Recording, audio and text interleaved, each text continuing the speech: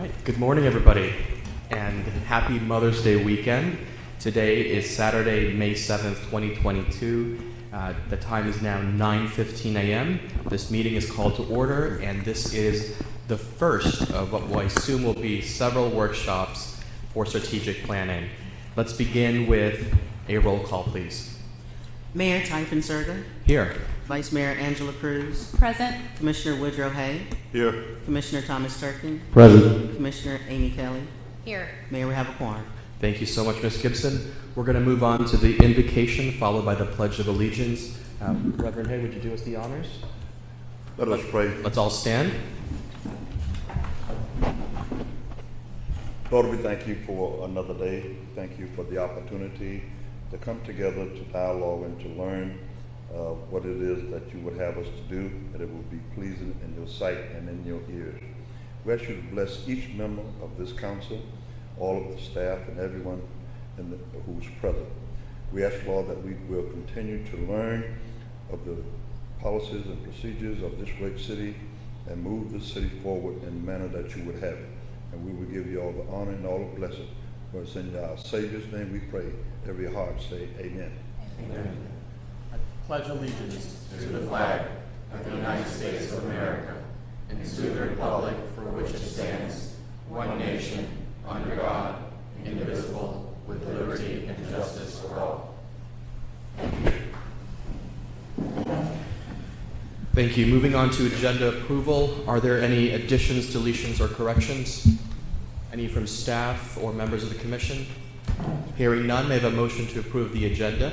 I'm sorry, we have a hand up from Mr. Scott. Yes, Mayor. I would like to ask if you would like to move public comment up, or would you like to leave it at the end? We can move public comment to the beginning. I'm okay with that. Thank you. We'll do that. So we'll switch B and C. Okay. Anything else from members of the commission?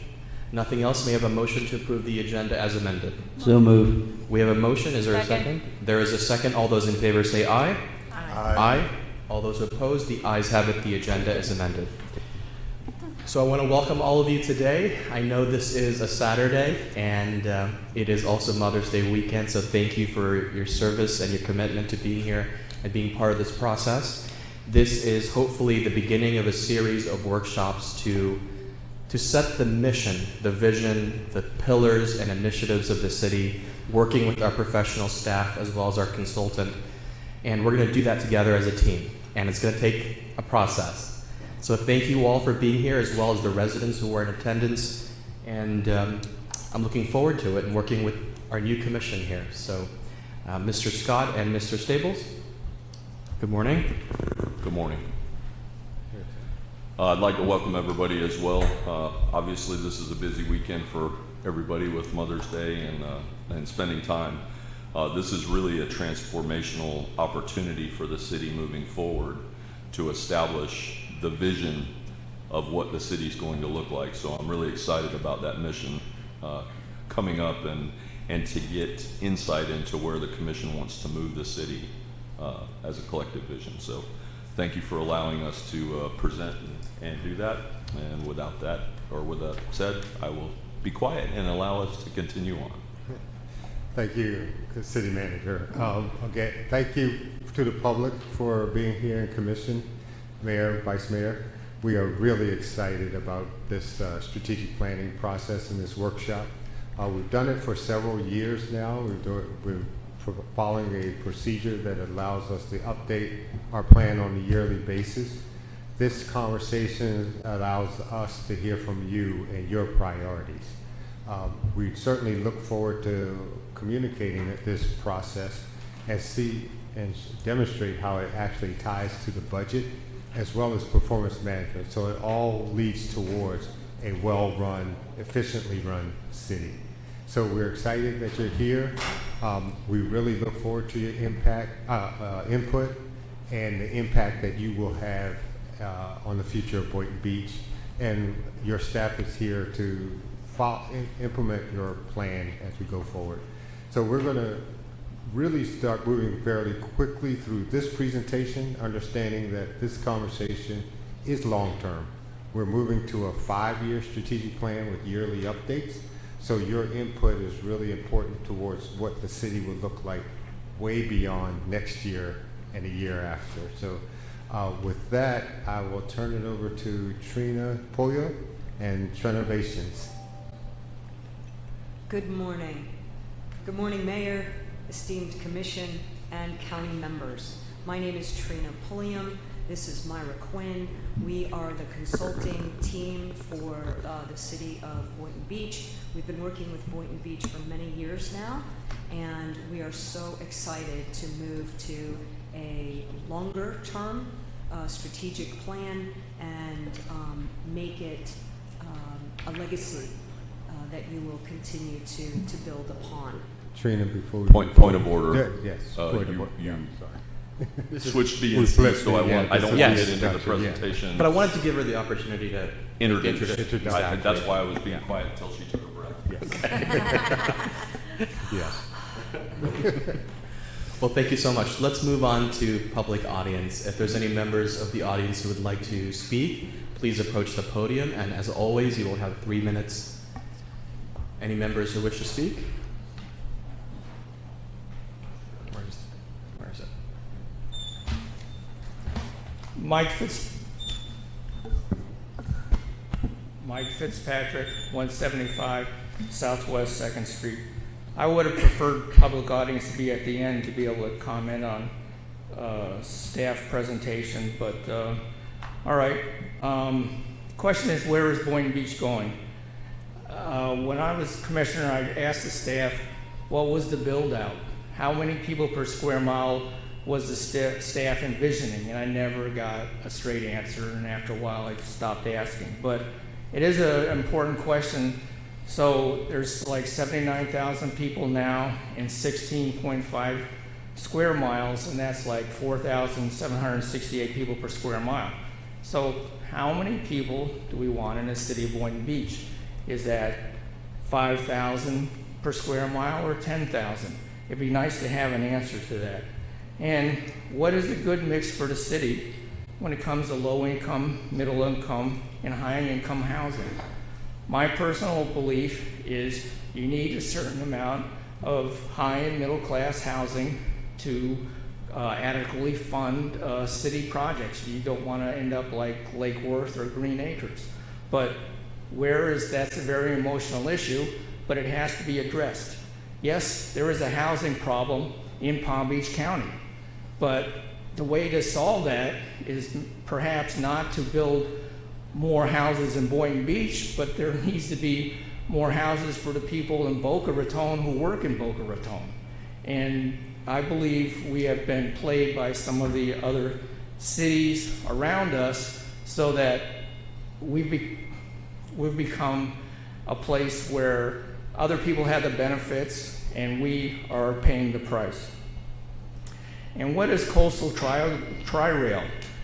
The city is adding 20 units, I believe, per acre downtown for this mythological railway station. I just looked at the Palm Beach County Transportation Planning Agency 2045 plan, and there's still, that coastal tri-rail is listed as a wish list project. 22 years out, still a wish. Why does the city keep adding extra density for something that is a fantasy? I believe that is a good point. It is would be good to have a station, but there's something called concurrency. Don't add extra space until you have, it's like building schools. They don't allow you to build they don't allow you to add more housing units until the schools are built. It's the same, or the infrastructure. So those, and as far as resiliency and hurricane resiliency, if you look right out here. If you just want to wrap it up, sir. Yep, you will see the Boynton Inlet. Unless that's plugged with a lock, a real hurricane comes through here, that'll be $1 billion in damage. That's something that needs to be planned for. Thank you. Thank you so much. Next speaker, please approach the podium. Good morning. My name is Barbara Reedy. I just want to underline a little bit of what Mike said about have some better concern for the infrastructure.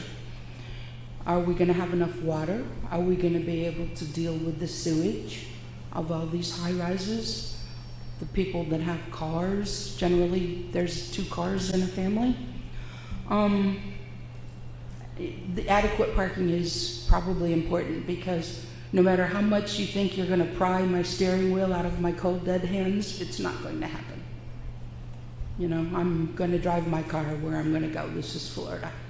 The other thing that I wanted to mention, I also wish that you had allowed public comment at the end, because I would like to underline some of the things that you're going to say and add to them, because the current strategic plan could be better and more well-rounded. There's aspects of our city that are good, very, very good. For example, historic preservation. How about art in public places? On this plan, you included Rec and Park and Planning and Development, which is good, that's fine. That's a good backbone, a good framework to start with, but I would encourage you to make it, let's fire on all 8 cylinders, let's put it that way. There's more to the city that we could do to enhance this plan. It's not me.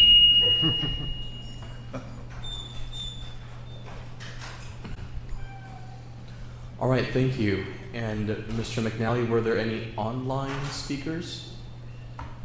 Commissioner, we are in person and we're recording this. For, okay. So no virtual today? No virtual. All right. Sounds good. So that is the conclusion of public comments. Trina, take us through the presentation. Thank you. Thank you. So today's workshop has a couple of different objectives. So I want to just kind of let you know where we're going. First off, we're going to talk about governance. We're going to just talk about what is governance, what is good governance, something you're probably familiar with, but it's worth just a quick review because it's the standard protocol for the first workshop in strategic planning. We're going to identify the team roles. So if you think about Team Boynton, we have the commission, you're the elected officials, you represent the public, you go out and you talk to the public, and then you come back and you have a meeting. So we're going to talk about that role in Team Boynton. We'll talk about staff's role in Team Boynton. So those are some things that we're going to cover. We're going to cover the strategic planning process. This is a process we've really honed in on since 2017. So this is a process that we've been working with you all on. Doesn't mean that it can't change, but it's a pretty typical strategic planning process for local government, for which we've been doing since 1999. So we only work with local government, and strategic planning is one of our core services. Then, so we're going to do all those things pretty quick. So this is going to be, really hit it, the concept. If you have questions about it, you can ask. Otherwise, we're going to assume that you sort of, are familiar with these things, and we're going to move on. Then we're going to go over the current state. So where are we in terms of the strategic plan that you all inherited? There's projects that are being done, there's work that's been funded, where are we? And so staff is going to walk through some big, broad overall themes on where we are with those items. And then we're going to move into the real reason that we're here. And that is to have a discussion on what are your ideas? Where do you see the city in a longer term? And by longer term, for the purposes of our discussion today, is 2 or 3 years from now. What is it that you want the city to be working on to get to this vision? And then every 5 years, we're going to really revisit. So every year, we'll revisit the strategic plan. You'll say, hey, some of this stuff got started, and we're moving forward with it. And then sometimes things don't get started that were decided on last year or the year before. And we can have that dialogue next year around, do we still want to fund that? It could be that it's obsolete, or it's irrelevant, or it's no longer important to the community. So for today's discussion, we're going to talk about 2 or 3 years from now. Now, we're going to talk about ideas, and we're going to facilitate that at a very high level, and then we're going to try to get a sense of priority. All these things are important, but if we had to say something's more important than the next, what would that be? And we'll see if we can find some consensus around that. It's ambitious, but we're going to move forward on it. Hopefully we'll get done with enough time that you can enjoy the rest of your Saturday. Questions or comments before I move on? I have a general question. I think it's just good for the commission to hear as well as the public. When we set these strategic plans, is this a 5-year plan? Is it a 3-year plan?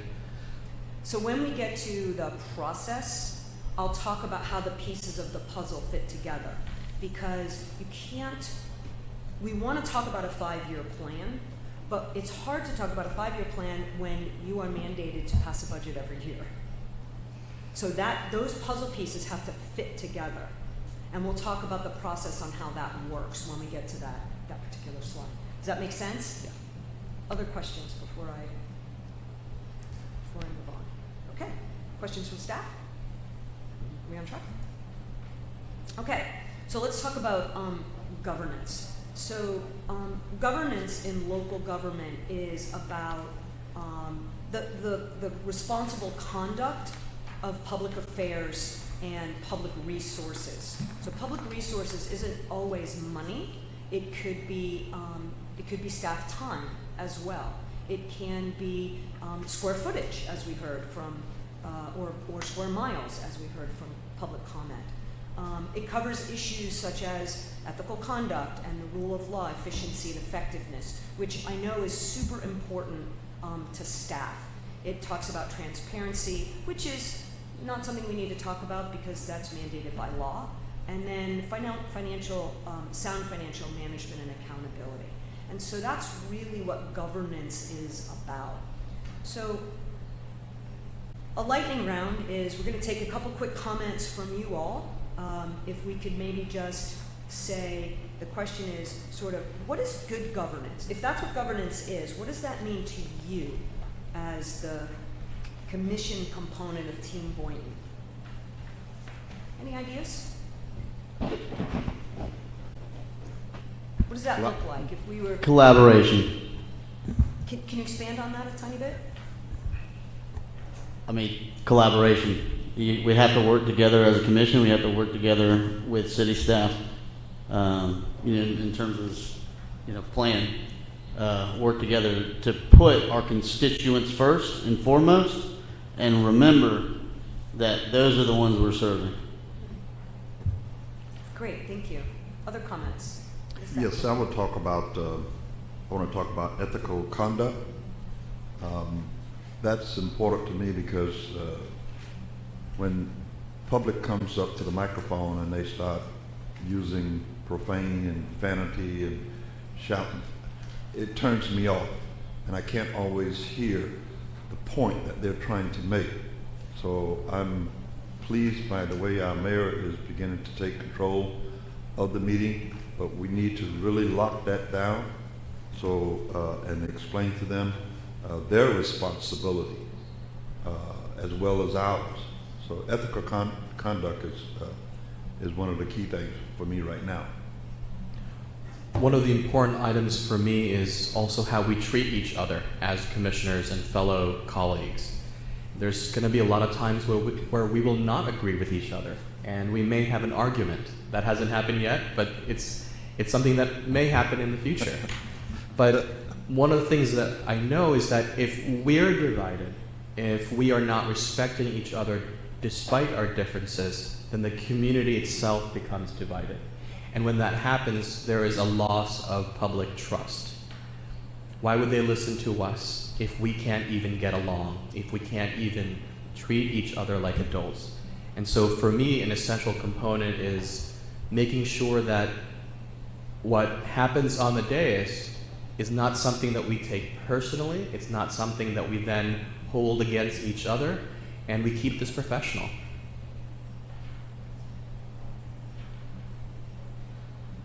comments? I think of forward thinking. Like we're working in the now and the today, what's happening, but we always have to be looking forward and looking at where we're going and the purpose of why we're going there and how we're going to get there. Any other comments? Hearing none, I'll move on. Thank you. So we're going to take a little bit of a deeper dive, and I'm going to show you how the comments that you just made are align with what we would like to propose. So governance is the way in which an organization is held accountable. In public organizations, it's out there. It's very public. And the current times, if we're paying attention to the way current times are, in this deeper dive, we can take a look at, as Commissioner Kelly said, and as Mayor Pinsurga said, we have to be forward thinking, and we have to identify what does it look like to the public. They're here. And if they're not here, they're going to see it on a very public forum. And it doesn't go away. It's going to be there when it gets published, and it can be viewed well into the future. And so we want to make sure that we're holding ourselves accountable, and staff is being accountable, and we're working together as Team Boynton. In local governance, governance involves the ways in which staff members are accountable to you, you're accountable to the community, and it's kind of this three-legged stool. And if one of those stool legs is missing, the stool doesn't balance. And it's a delicate balance because community members don't always agree on what it is that they want, and you represent them. So disagreements are going to happen on the dais. How you move forward with that is governance.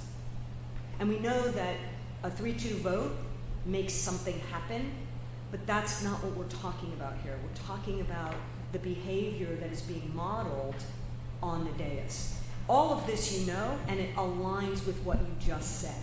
So those are the comments you said. This is what I wrote down. Collaboration, ethical conduct, commissioner behavior when we disagree, and forward thinking, purpose, and why. So well done. Well done. So talk a tiny bit more about modeling these principles as representatives of the community. And again, this is what you have already kind of discussed. So again, we'll open this up to a quick comment from each of you. How are these guiding principles to be modeled by you? And I think the mayor had a few sort of specific ideas, but if we could get a little bit more, a few more comments from everyone, that would be great. How do we model these guiding principles as representatives to the community? Integrity.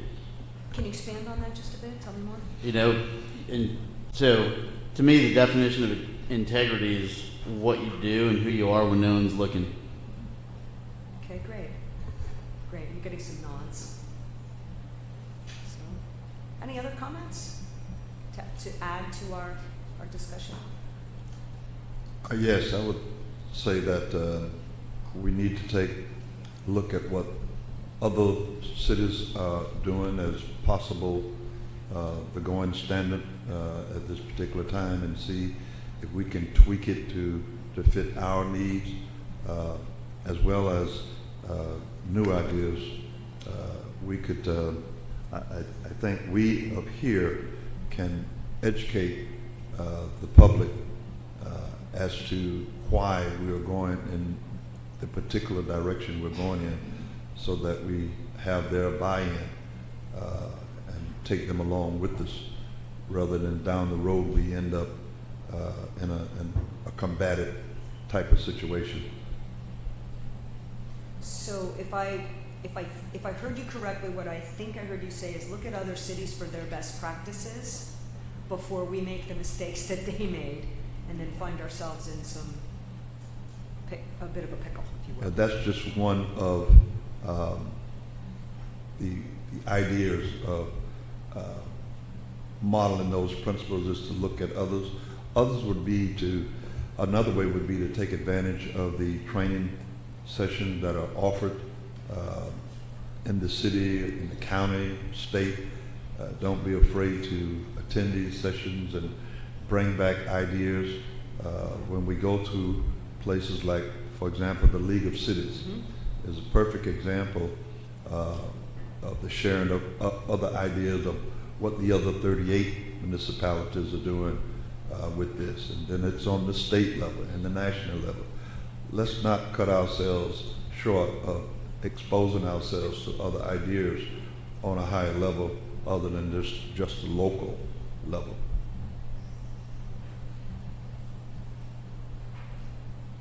So expose ourselves to others by taking advantage of the trainings offered by other agencies, one of which could be the Florida League of Cities, local, state, and national. Absolutely. Okay, thank you. Thank you. Other comments? Okay. Hearing none, I will give you the 8 most common guiding principles for good governance, and you'll see you've covered them quite well. The first one is accountability. Public officials are accountable for government behavior on the dais, and also responsiveness to the community, and you've covered that. Number 2 is being transparent. Information is available to the public, and again, most of the transparency in the state of Florida is covered through the Sunshine Law. Responsive. Being responsive to your stakeholders, and you have the stakeholders who elected you and the general community of the city of Boynton Beach and city staff. And so again, that we take a look at the Team Boynton and its commission, its staff, and community. And the community is broken up into many, many, many different segments. So that's responsiveness. Effective and efficient. So processes within the city.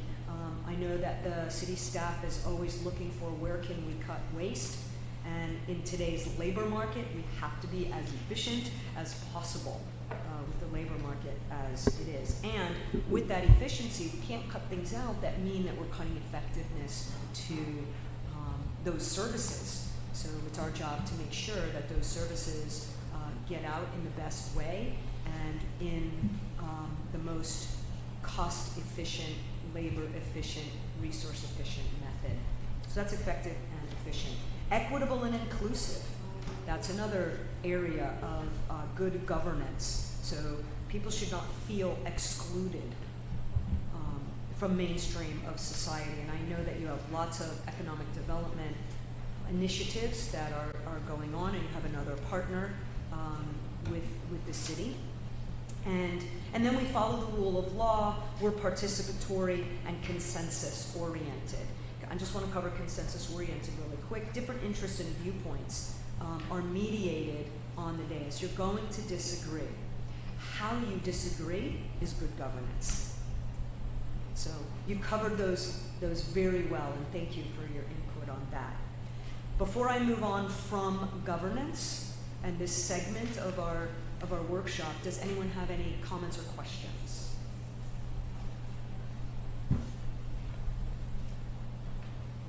Staff? Comments, questions? Okay, so we'll move on to the roles of both commission and staff on Team Boynton. So as you said in the beginning, or someone on the commission made a comment, about being concerned with the longer term view. So what is the vision? Where do we want to be in 5 years? What do we want it to look like? And you got some good comment from the public for food for thought.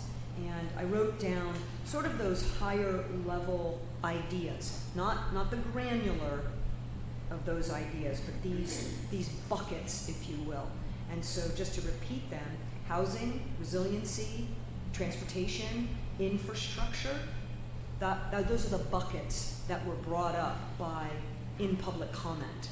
So when we look at those buckets, we want to have those discussions on the dais. Where do we want to be in a longer term? And so the things that you are kind of tasked with doing is having those discussions and having those high-level discussions. And when you have those high-level discussions, it translates and gets communicated over here, and they say, wow, we need to do some research on XYZ, and then present that back to commission so that you guys can provide direction. And so providing direction is part of your role on Team Boynton. Then there's a couple things that you have to do. So you know you have to pass a budget. You have to adopt a budget every year. And every year it's a huge process for staff. They do a lot of work to get that budget reconciled and then offer it up to you. And you need to, as you already know, what you need to do is take a look at that budget, and you need to say, is the direction of the budget kind of what we talked about 6 months ago? Is the direction there? And then you can kind of or tell them, basically, to make some adjustments as you go. So you have a variety of budget workshops that you'll engage in, and that's the time at the end of that process you'll pass that budget. And I'll talk about how that, when I get to the next segment, how that puzzle piece fits in with the strategic plan. And again, in local government, it's a bit of a balancing act, because you want to think about 2-3 years from now, and then during the budget process, you've got to bring that back down to today or the now. And that's hard. That's a hard job for you. And how does that work? And then you are going to, as I said, consciously and purposefully think about how do these puzzle pieces fit together so that they can do their job, so they look back 2 or 3 years from now and go, wow, we did what they wanted. We did what we were charged to do. And so that's, again, a piece of that puzzle. So that's the role of any elected body in a local government. Did I miss anything? All right. So that said, what's the role of staff on Team Boynton? By the way, I love our fabulous new photos that we have of our new City Hall. So the role of staff is to take what you said. So they listen, they take notes, they go back and they review, and then they have their workshops. So this is commission workshop, they have their workshops. And at the end of every commission meeting, they, at the executive level, turn around, have a meeting, discuss what it is that you talked about, and say, are we doing it? What are we missing? Are we doing it? Are we doing what they're asking? And then they direct their staff to make sure that those things are happening. It's their job to direct the staff so that city services are done efficiently and effectively. That's their job. And so they work really hard at making sure that at a granular level, deep down in their departments, that potholes are filled, that wastewater moves out of people's homes, that fresh water goes into people's homes, and that we are doing it inside the budget that's been passed by you all. And those are just a couple of the I just picked a few things out. They have human resources, and they have to take care of, their staff. They have to fill positions. They have to work on all the projects that you've funded, because that's what you do. You fund them, and then they make it happen. And they work really hard at making it happen. And I can tell you that in every city where our organization is, it is a tremendous job to make your instructions happen for you and for the community, to do what the community wants. So, and to do it with few mistakes and no redos, and that's the balancing act that we do. That's the balancing act. So that's their role. Did I miss anything? Did I miss anything? Okay. So, what happens, and this is not for Team Boynton, but in other cities where we are, what happens is there's some pitfalls. And I would be remiss as your consultant and your consulting team, I would be remiss if I didn't bring some of these things up. As food for thought, as you are a newly seated commission, you've been through a pretty rigorous election process, and you're representing the community for your terms. And so I would be remiss if I didn't bring these things up. So here's some food for thought. These are common pitfalls that may impede your success. These are things that our organization tends to see. So does our behavior, our decision-making, damage the organization's mission? Does it undermine those things? We have to make sure, and I know that Commissioner Turkin used the word integrity, we have to make sure that we are not violating, you have your attorney staff here as well today, and we have to make sure that we're not violating ordinances, and that's their job in Team Boynton, is to go, wait, if you want that done, we have to make an ordinance change or a policy change. That's what they do. And so I just want to make sure that we're doing that. And sometimes the community doesn't know. They don't. They're going to come to you and they're going to say, hey, we want this. And then they're going to bring the constituents from the community that all want the same thing. You have to check into it. Your attorney's staffing will say yes, no. But they don't know. They don't know. So we have to work on that. Does it harm or impact the relationships that we have on Team Boynton? Or upset someone unnecessarily? And I know you talked about sometimes the public can get very passionate. That's my word. Can get very passionate. And they are. They're very passionate about where they live. And they should be. My goodness. People come to me and complain about local government. And I go, when was the last time you were at a local meeting? And they go, what? We have local meetings? Yes, we have local meetings. You should go to them. And so again, we have to help kind of facilitate those conversations so that we are spoken to in a manner that is in alignment with the integrity that we want Team Boynton to be in. So with that, I'll move on. I don't think there's pitfalls here. I've covered pretty much everything that we see sometimes in organizations. So, next segment, new topic. So I'm changing direction completely. Let's talk about strategic planning. Let me take a breath.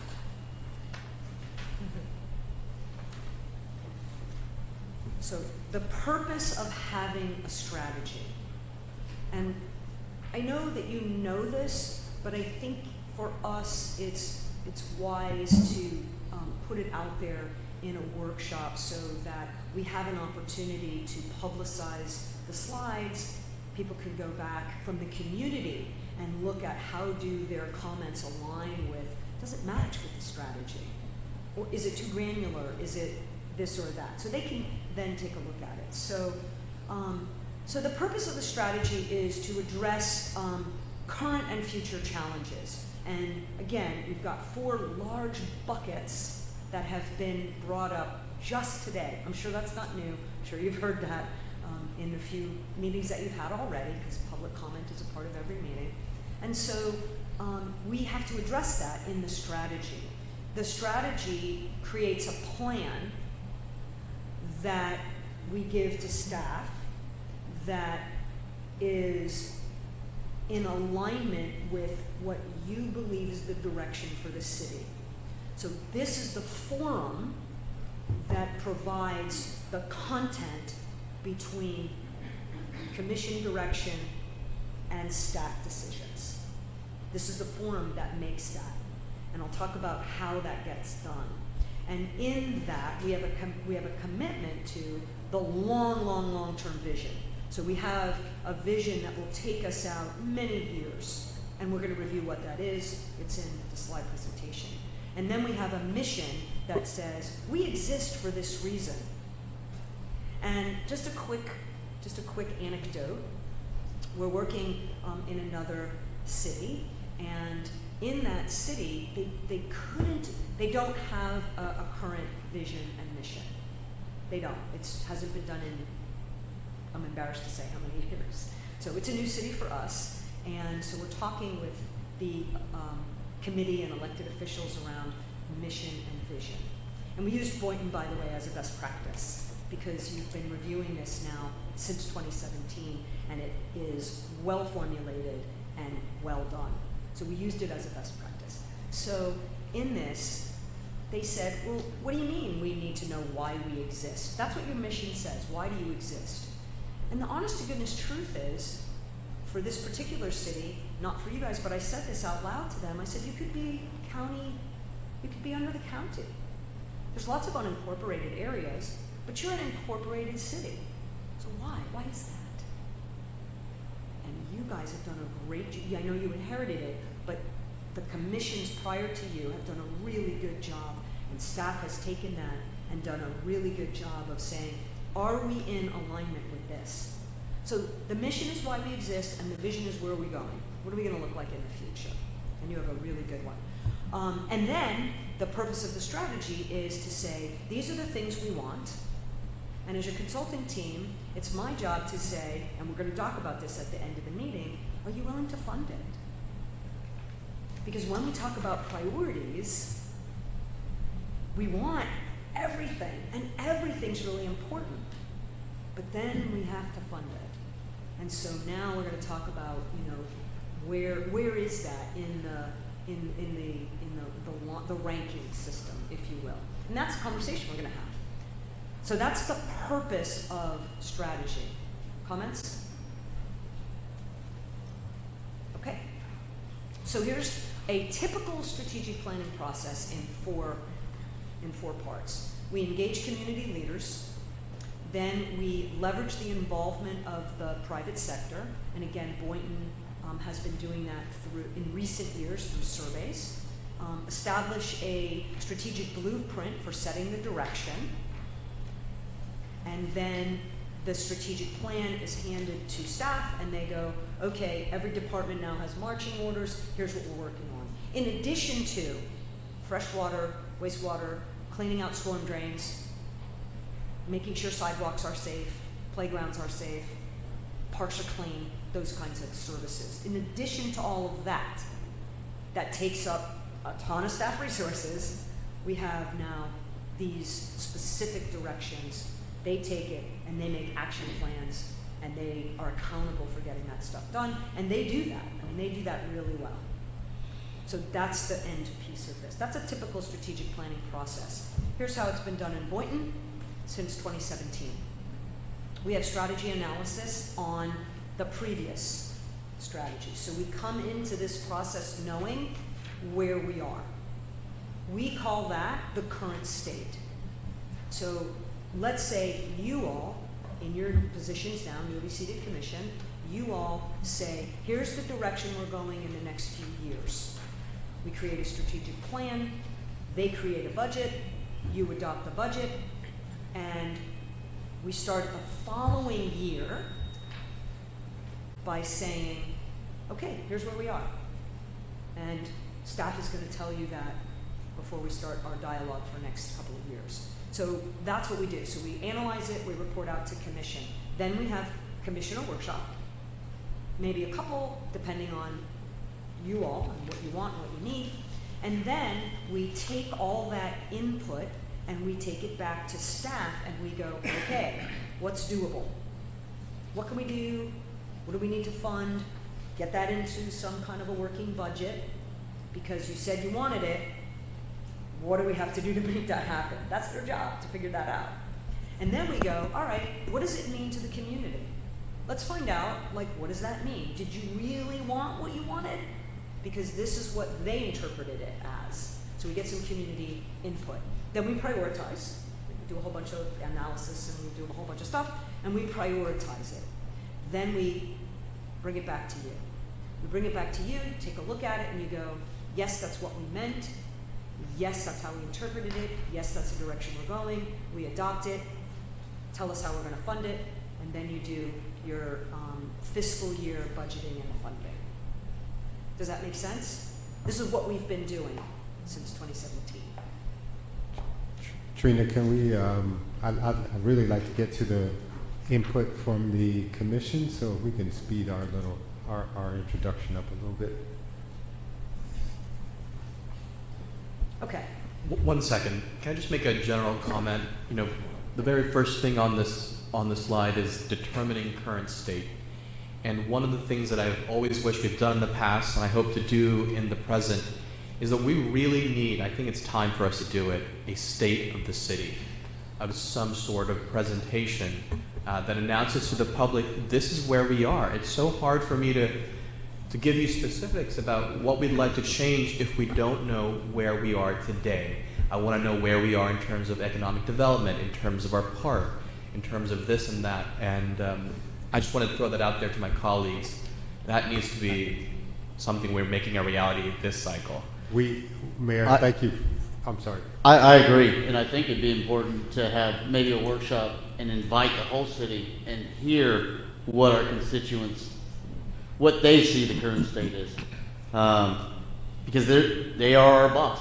If you look at the Boynton Beach organizational chart, it's the residents of Boynton, then the commission, and then the city manager, so on and so forth. So I think that's a great idea, Mayor. Mayor, part of our strategy under the Economic Development Plan is to present a current state of the economy coming out of that. And so that's a future workshop that you will be participating in. And to your point, Commissioner Turkin, part of the next steps that you will hear at the end of this is the full public participation over the summer.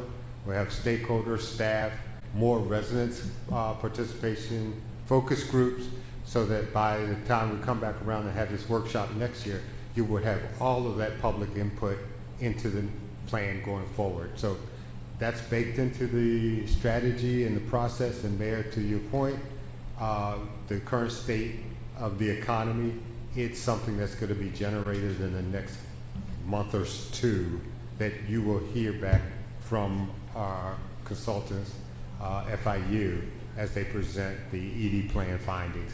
So that you will have that fairly shortly.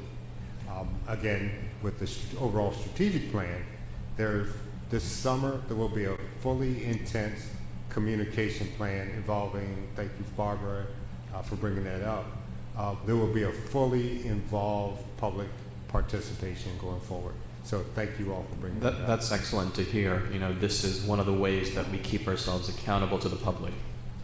Share with them where we are. It's a benchmarking in a way. The other thought I wanted to share, and it's really a question.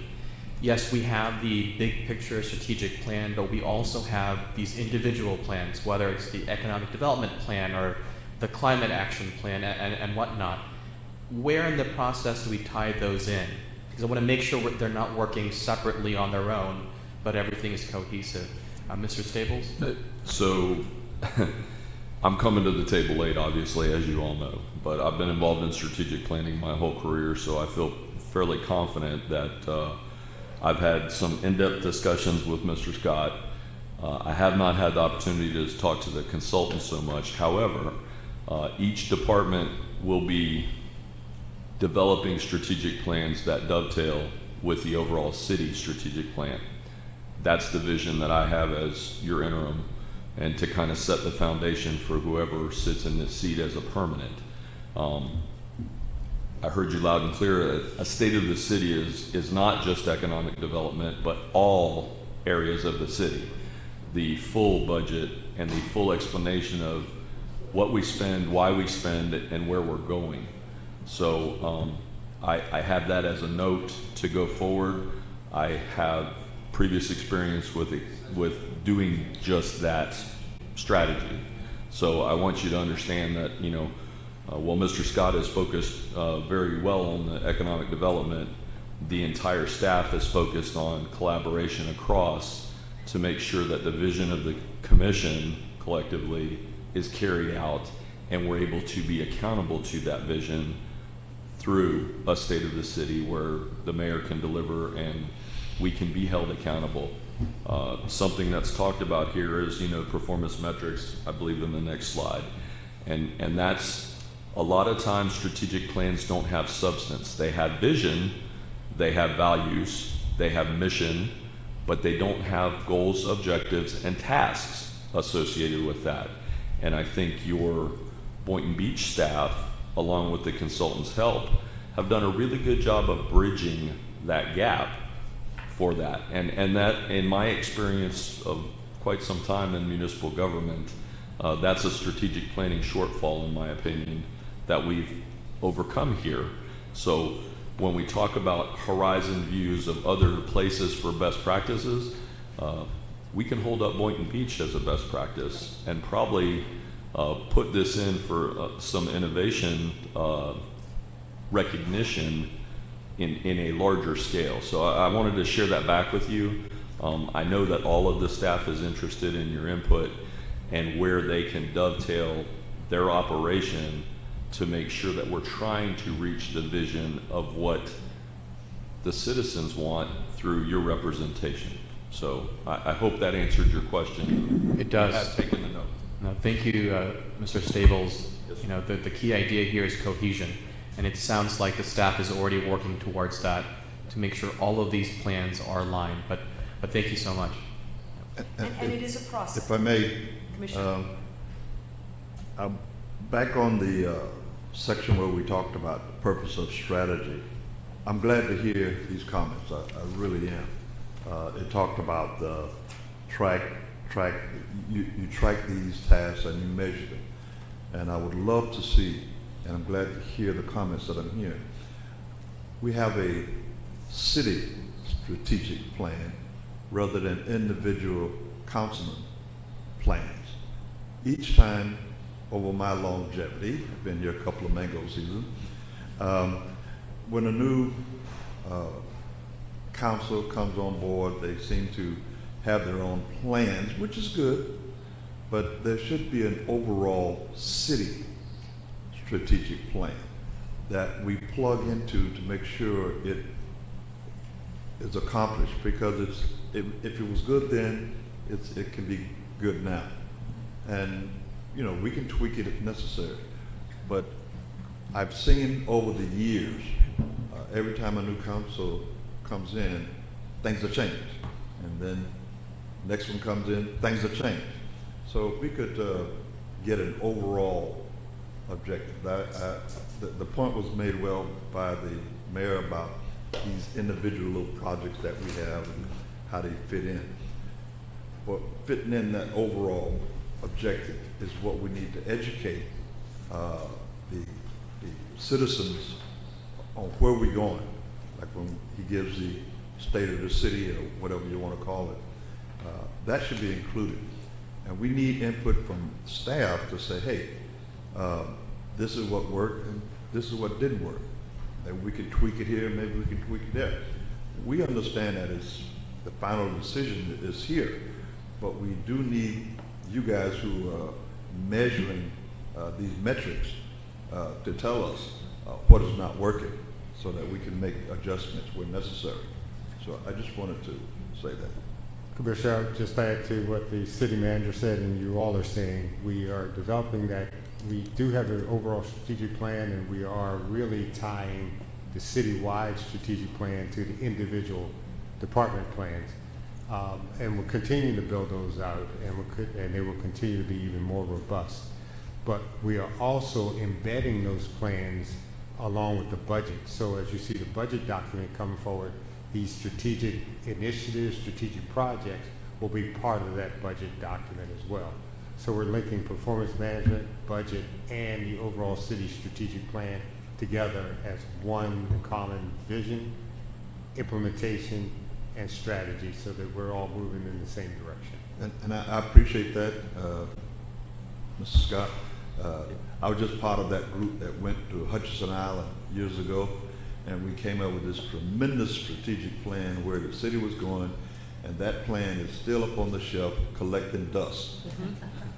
Okay, so that's where I'm coming from. Excellent. So given Mr. Scott's just previous explanation, do we understand how the puzzle pieces fit? because that was going to be my next comment, is how do those puzzle pieces fit together? So I don't want to reiterate it if you have no questions or. I'm good. I'm good. Anyone else? Okay, so this is the long-term vision statement, a welcoming and prosperous coastal community that exemplifies inclusion, equity, and resilience. So when we talk about these big ideas, these big buckets, our job as your consultant is to say, does it meet that 5 years from now or 10 years from now? Are we going in that direction? Because remember, vision is way, way, way forward. Where are we going? And then your mission statement is, this is why we exist. The government exists to provide excellence in service through high-performing teams who demonstrate servant leadership. So then we would say, okay, is there anything in the strategy that does not align with that? And that's all these are here for. It's to kind of guide us, as Mr. Scott uses. This is our North Star. That's the term that Mr. Scott uses a lot. Is this guiding us? So this is our guidance.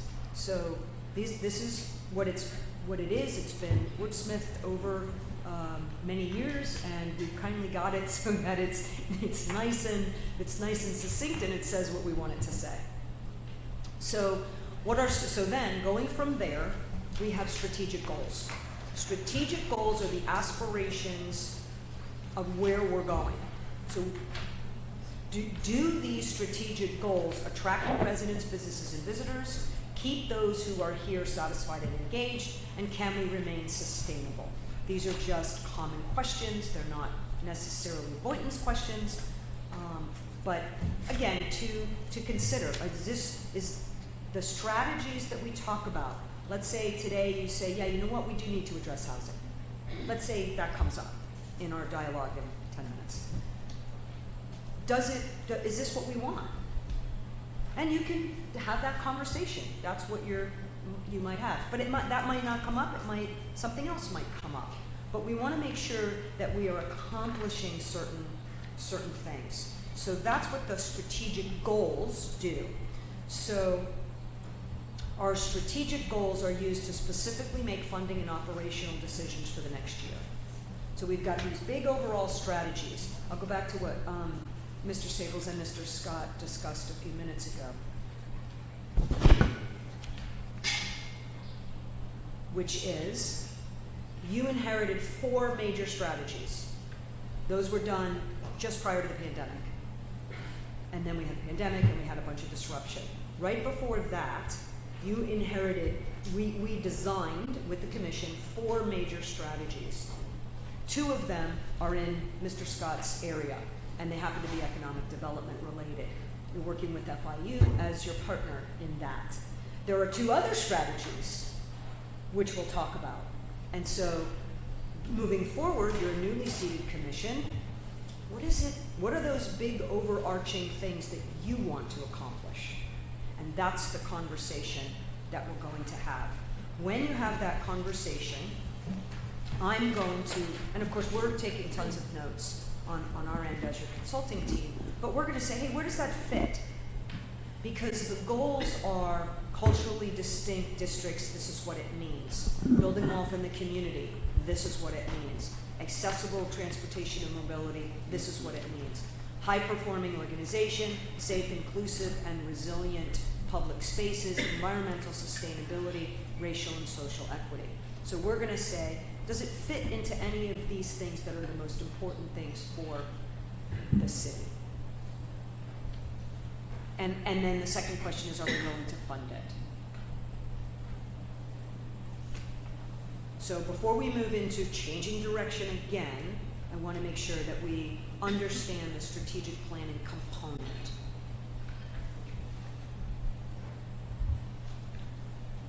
Anything else?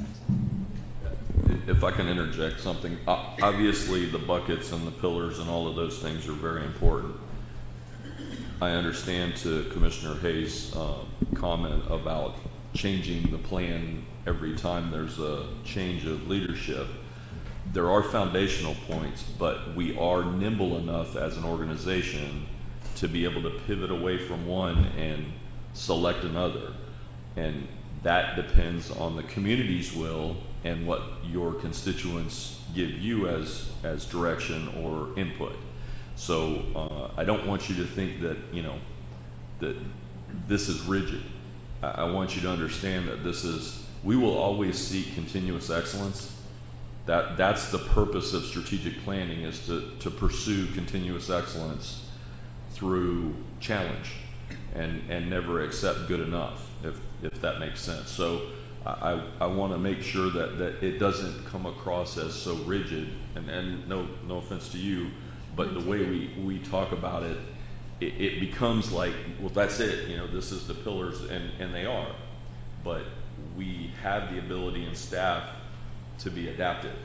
And one of the things that I know I came late to the table, one of the things that I think misses in this particular process we've done is the community engagement on this as well.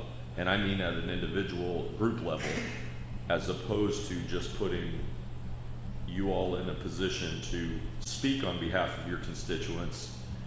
And I'll use commission meetings or other meetings as an example.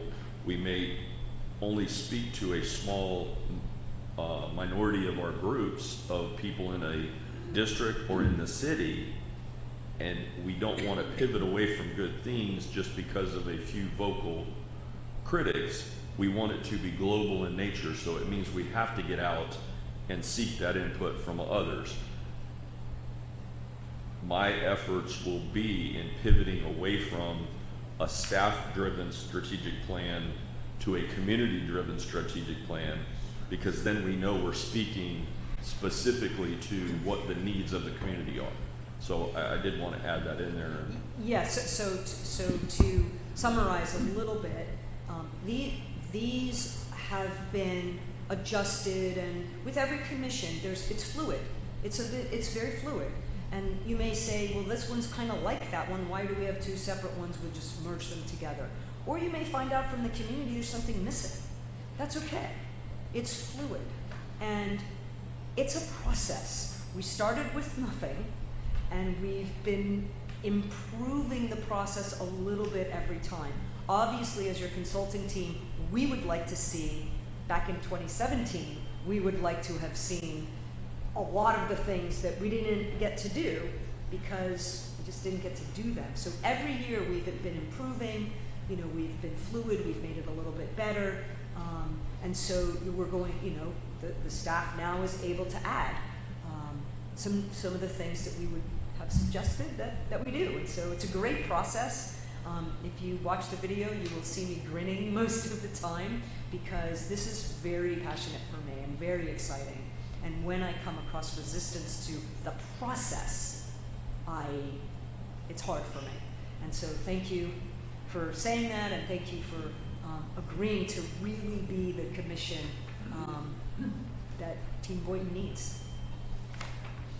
So we're going to switch direction, and I'm going to turn this over to staff, because guess what? We have a tiny little picture. It's not a full picture, but it's a tiny little picture of what's the current state. You inherited a strategic plan. They worked on it. Where are we?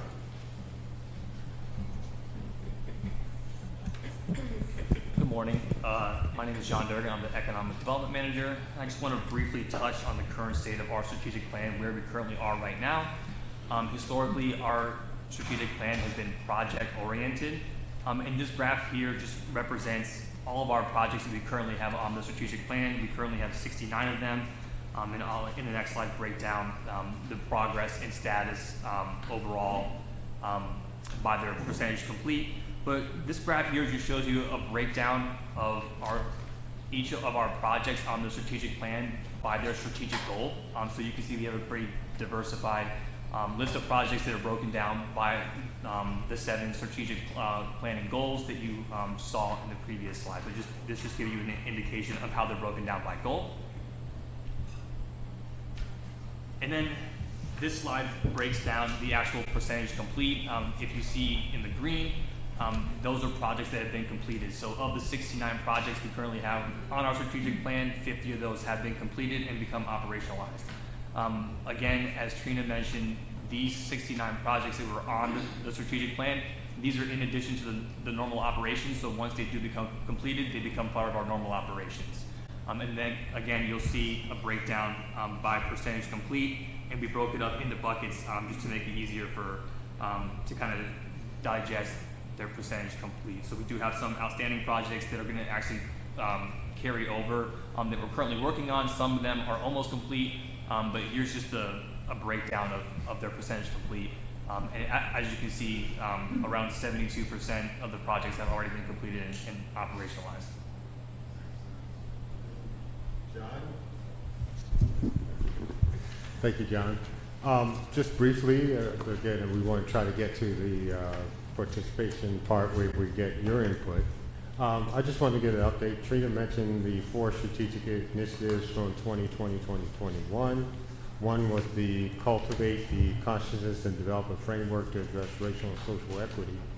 We hired FIU to help us with that. They came back to the commission with specific recommendations around 5 pillars, and those pillars were economic opportunity, housing, safety, health, and education. They did a deep dive with stakeholders, public input.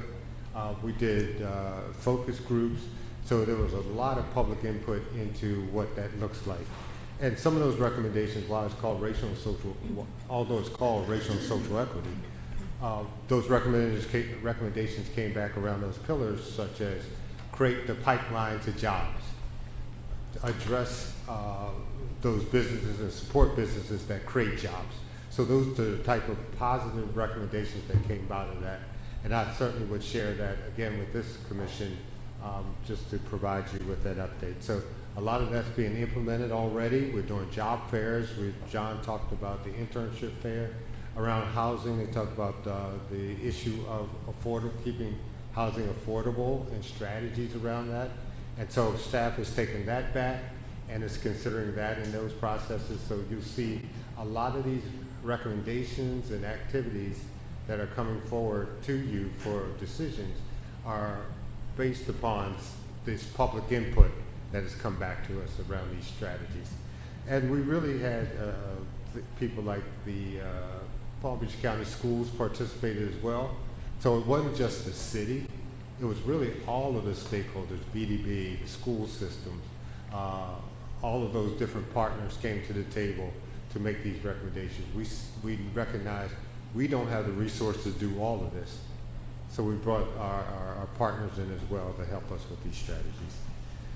One of the second ones was we mentioned the economic development plan, which was build an equitable economy that will grow family wage careers, advance opportunities for prosperity, collaborate with partners for an equitable city, and create vibrant neighborhoods and communities. That's where the ED plan comes in. We talk about where are our clusters and how do we cluster those? Downtown is a cluster. Marina District is a cluster. We've talked about the mall and Congress Avenue being a cluster. How do we bring the businesses, the residents, the housing together to really spark economic development within those clusters? I call it placemaking, experience centers. Commissioner Turk and I talk about that all the time. Vice Mayor, we talked about activating the mall. So that's where we have been really focused on how do we encourage and spark economic development, not just Boynton level, but down to the resident community neighborhood level.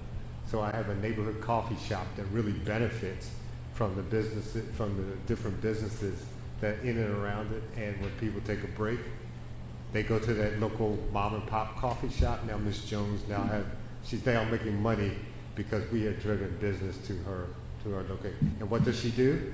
She then hires people. She hires the neighbors around there. So that's where our goal is around that. The third one was to create a responsive, accountable, and cost-effective government program and services. That's where we really talk about the performance management, and we've been working as a team and continuing to build that up as a more robust efficiency, accountability program. So we'll continue to do that. And the last one that we had was strengthen resource access to the city's underserved populations by maintaining a database of links that connects residents with resources. This is almost and Jim is going to elaborate a little bit more on this. We recognize that we get calls from people all the time, but we don't provide those type of services. Homelessness, we get calls about homelessness. We get calls about my rent is going up, what can I do?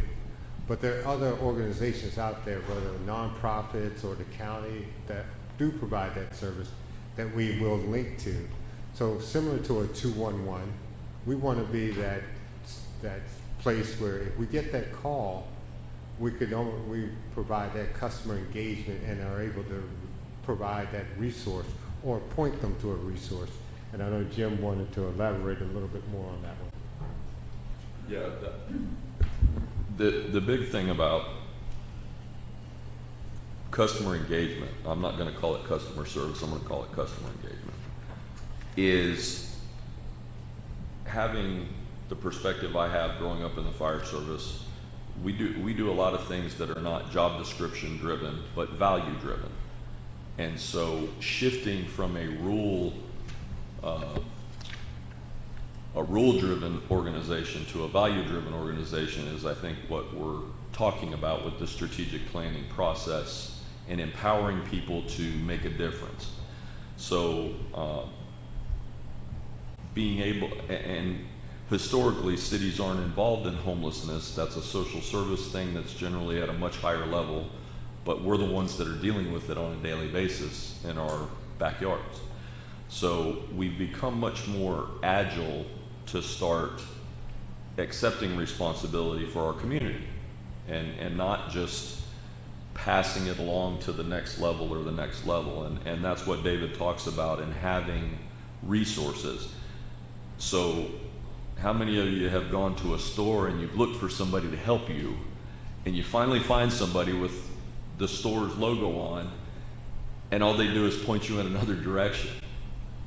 That is not customer engagement. That is not customer service. We have a neighbor in this state. Disney is very good at the customer engagement process. So we can take many lessons from private industry in how we do that. Obviously, most of my time here has been spent in the fire department, and I can tell you without pause that 98% of the department is customer focused and customer engaged. I believe law enforcement is the same way. So when we look at those things, we look for opportunities to serve. And is this an appropriate time for me to share the value? So staff has worked really hard on developing the core value acronym to make sure that we empower our employees at all levels to do the right thing. So we're using the acronym I value. And I value stands for innovation, vision, adaptability, servant leadership, inclusivity, and empathy. When we take all of those considerations in, and I apologize there's no graphic or what have you, but we will have it available for you, and it's striking, but it will be able to be remembered. And instead of somebody looking for a rule that says I can or cannot help, we are going to become value driven to help where we are with what we have in the moment that we're there. So I say all that to say that is the vision that I think staff has for the city in responding to what you all have shared with me in my short time sitting in this seat. So we're trying to allow that vision to take hold. And that's basically it. Do you have any questions of what I shared? Mr. Stables, I don't have a question. I just wanted to say how pleased I am to hear what you just said. We do need to be flexible and nimble, and we can't be so rigid as to only do what our job description says. As public servants, we're going to be called to do things that are outside the box. That's exactly what I'm hearing, and so thank you for leading our ship in that direction. And I will share with you that, it's not just me that has that vision. It is every single employee in this city. As I said, 98% of the folks want us to get things out of their way to be able to help people. So I see that as my job. As the interim city manager, as the fire chief, or whatever position I hold in this city, I don't have people that work for me, I work for them. My job is to remove impediments for them to be able to deliver direct service to the public that is meaningful and wanted. So that's the vision of what the strategic plan will paint for us in that process, because we become a value-driven organization. Doesn't mean we don't have tasks, and doesn't mean we don't have rules, but the rules go from being specific to providing a lane to stay in, if that makes sense. And the decision-making process for someone, and I'll share a short story. In a previous organization I worked with, we had a tragic incident where a mother pushing her baby in a stroller was hit in an intersection in a rainstorm. She was trying to run across the street in a rainstorm. So one of my units had passed her earlier, and one of the members on the crew said, I feel guilty because we didn't do anything before that. So the fire department went out and got umbrellas and would distribute them. But the second part is, I approached my city manager and I said, I want to be able to pick up residents that are in compromise and put them in a safer location. Attorneys in risk management don't like those conversations. I will assure you. But it is taking the rules out of the way, and I was able to convince the city manager that that was the best interest of everyone. So we put people in fire department apparatus and took them home or took them to a place of safety. That's making a difference, in my opinion. Looking for an opportunity to serve and solving a problem. And that came from the floor level of an officer on an apparatus that said, well, the rules told me I couldn't do that, chief. That's why I didn't do it. And I said, well, let me see what I can do to fix that. Because if you have an opportunity to serve, I'll go to the mat with you, and I'll take the hit for you because you're doing what is right instead of what is rule driven. And I apologize. It's actually a pretty emotional thing for me because the resistance that you get in change happens all the time. But this is becoming responsive. That's why local government is looked at more favorably than any other levels of government, because we're in the community. We are serving at the community level, and there is immediate satisfaction or dissatisfaction with what we do. At the federal level and higher, that doesn't really, the feedback's not there immediate. So that's why I share that story, because I've seen that in everybody I've encountered in this city. And I've just begun my walking around tour as your interim city manager, but as the fire chief, I've seen it every day in my interactions with other departments and with employees. So you have a strong staff Boynton team that is looking for opportunities to serve, and this document, when completed, will empower them even more to do that. And I want to go to Trina's point also. This is a process. Consider it a long-term marathon that never ends. But we build in success points to make sure that we don't lose interest or we don't feel like we're accomplishing anything. And that's the most important thing about long-range planning, is we have short-term goals and objectives and tasks that we can check off a list in our performance metric process that define success or failure, and that allows us to pivot away from the less successful to become more successful. So thank you for allowing me to share. Commissioner. Thank you, Chief. So I love your philosophy. I think there's a reason that you're sitting in that chair now as interim. What you just mentioned with your acronym is, to me, being involved in organizational leadership in the private sector, right? We talk about culture, right? That acronym establishes a new culture. And, you know, you say your client engagement, you know, we're a service industry. We don't have products to sell. You know, at least I don't know of. Maybe T-shirts, who knows? But I think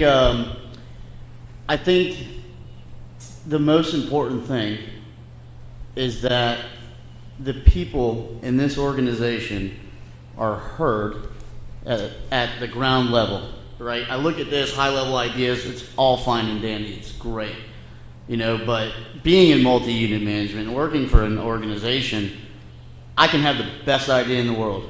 You can have the best idea in the world. But the ideas that are realistic and are going to work are the ones that our teams have. And so I'm excited to see the action behind your philosophy. And I'm excited for your walk-around tour so you can get some good feedback. I know we got some great ACMs as well. And I'm excited to see what this new culture is in the city of Boynton Beach. Let me say this. I concur with what has been said thus far, and I think that story was meaningful to me too. But that's the kind of leverage you lose when you lose the local control. I've seen police officers, for example, help change tires for the little old lady on Seacrest. I don't know if you would have that, like you were saying about the umbrellas. And it's just, I think Team Boynton, or whatever we want to call it, is a good description of the family concept of this city that's over 100 years old. And I think there's a tremendous advantage of being independent and you controlling your destiny. Being a full service city where we can have input as to our destiny and the direction that we're going in. We can change if we don't like it. We can tweak it here, we can tweak it there. And I think there's a lot to be said about that. So I've seen a lot of those stories like you have, Jim, and it's very touching to see Team Boynton in action, and we want to keep that. Okay, thank you. Thank you. Katrina? Okay, so let's start that conversation. Where is Team Boynton going? So, at a pretty high level, right? We don't want to get too granular. What's important to you? And we'll just sort of have this discussion. Mayor, if you'd like to sort of walk through to make sure all the commissioners are heard, and we'll summarize to see if we're understanding you correctly as an elected body. Sure thing. I can get started and we'll go around the table. For me, and this is what I campaigned on, and this is where my heart has always been, all things start with good economics. When people are struggling to pay for rent or whatever it is, everything else becomes secondary or tertiary. So as we've seen Boynton change over time, we have become a giant bedroom community, and it is not clear to me what our strong industry clusters are. And when I talk to people, and as just part of my own planning process, the metrics I look at, two in particular, not the only, but two in particular are median income, and I also think about the poverty rate. Those two numbers, we often don't talk about it, but I think there needs to be more light on that. Many years ago, we had Motorola, and that brought in a lot of strong paying jobs, and a lot of families depended on that. That was the big industry. What is the big industry of Boynton Beach today? You know, as people are going through this housing crisis, yes, that's another challenge we have to address, but how about we put more opportunities and therefore more money in people's pockets, not through handouts, but through opportunity. So one of the key areas for me is making sure that we have a strong industry in Boynton Beach. We bring in and grow, so from multiple angles, whether it's entrepreneurship or attracting corporations to want to move to our city. How do we bring those job opportunities that pay well? Okay, not and this is not to devalue retail or service jobs. They are important. They have a role. But we want to make sure that, as we know, I have friends in the service industry, they are struggling to make it. And so we need to make sure that with our limited land, with our limited resources, that we make sure we attract companies and certain job sectors that truly pay well. I want this to be what people come to Boynton for. We're known for this. We had Motorola, Boca had IBM. What do we have today? And so in my mind, that is key, and all things wrap around it. Whether it's ensuring that we have great parks, well, how do we fund those great parks? Whether it's ensuring that we have affordable homes, whether it's ensuring that we have a great educational system, and I understand we don't have jurisdiction over that, but how do we support our communities, both in education and arts? And making sure our city is clean. So all things in my mind wrap around economic development. And I want to make sure everybody has an opportunity to speak. But David, Mr. Scott, when we were talking about the economic development plan, one of the big questions I have is, what is our talent pipeline and how are we getting people to move up the ladder? Yes, we need to make sure our city is competitive so companies want to move here. But are our own residents going to be able to apply for those jobs? Where is the mismatch in skill levels, and what are we doing to lift them up? And that means partnerships with our local schools and universities. So that's where I want to start. I want to throw that out there, and then we'll move along the days here to hear from my colleagues. Thank you, Mayor. I definitely agree. You know, economic development plays into so many things, but I do think that public safety is the primary focus, because people are not going to bring businesses here. People are not going to move here if there is a stigma of having to move in somewhere that's unsafe, right? So when I was on the campaign trail and I knocked on over 1,000 doors, the one common theme I got was public safety. There's people speeding in my neighborhood. You know, there's gunshots in my neighborhood. I had gunshots in front of my house on the campaign trail. I still don't know who it was, what happened, where, and no follow-up, right? And that ties into city service. And so when I knock on someone's door and they tell me, oh, that's just Boynton Beach, that is not okay. That is unacceptable. In our vision statement, it says we want to be prosperous. It's creating wealth, right? We need to be safe to do anything. And so if we are not safe, families are not going to move in here. There's families that want to move out because the crime is so bad. And when we have a crime rate, from what I remember in the FBI report, I believe 2020 or 2021, I'm not 100% sure, that's 69% higher than the national average for violent crime. Is that okay? Is that normal? I don't think so. Jupiter is 45% below the national average. And their population is a little bit less than us. They're staffed more appropriately, you know, in their police uniform services. And look how prosperous Jupiter is. It's clean. Another thing that, you know, the mayor mentioned is cleanliness.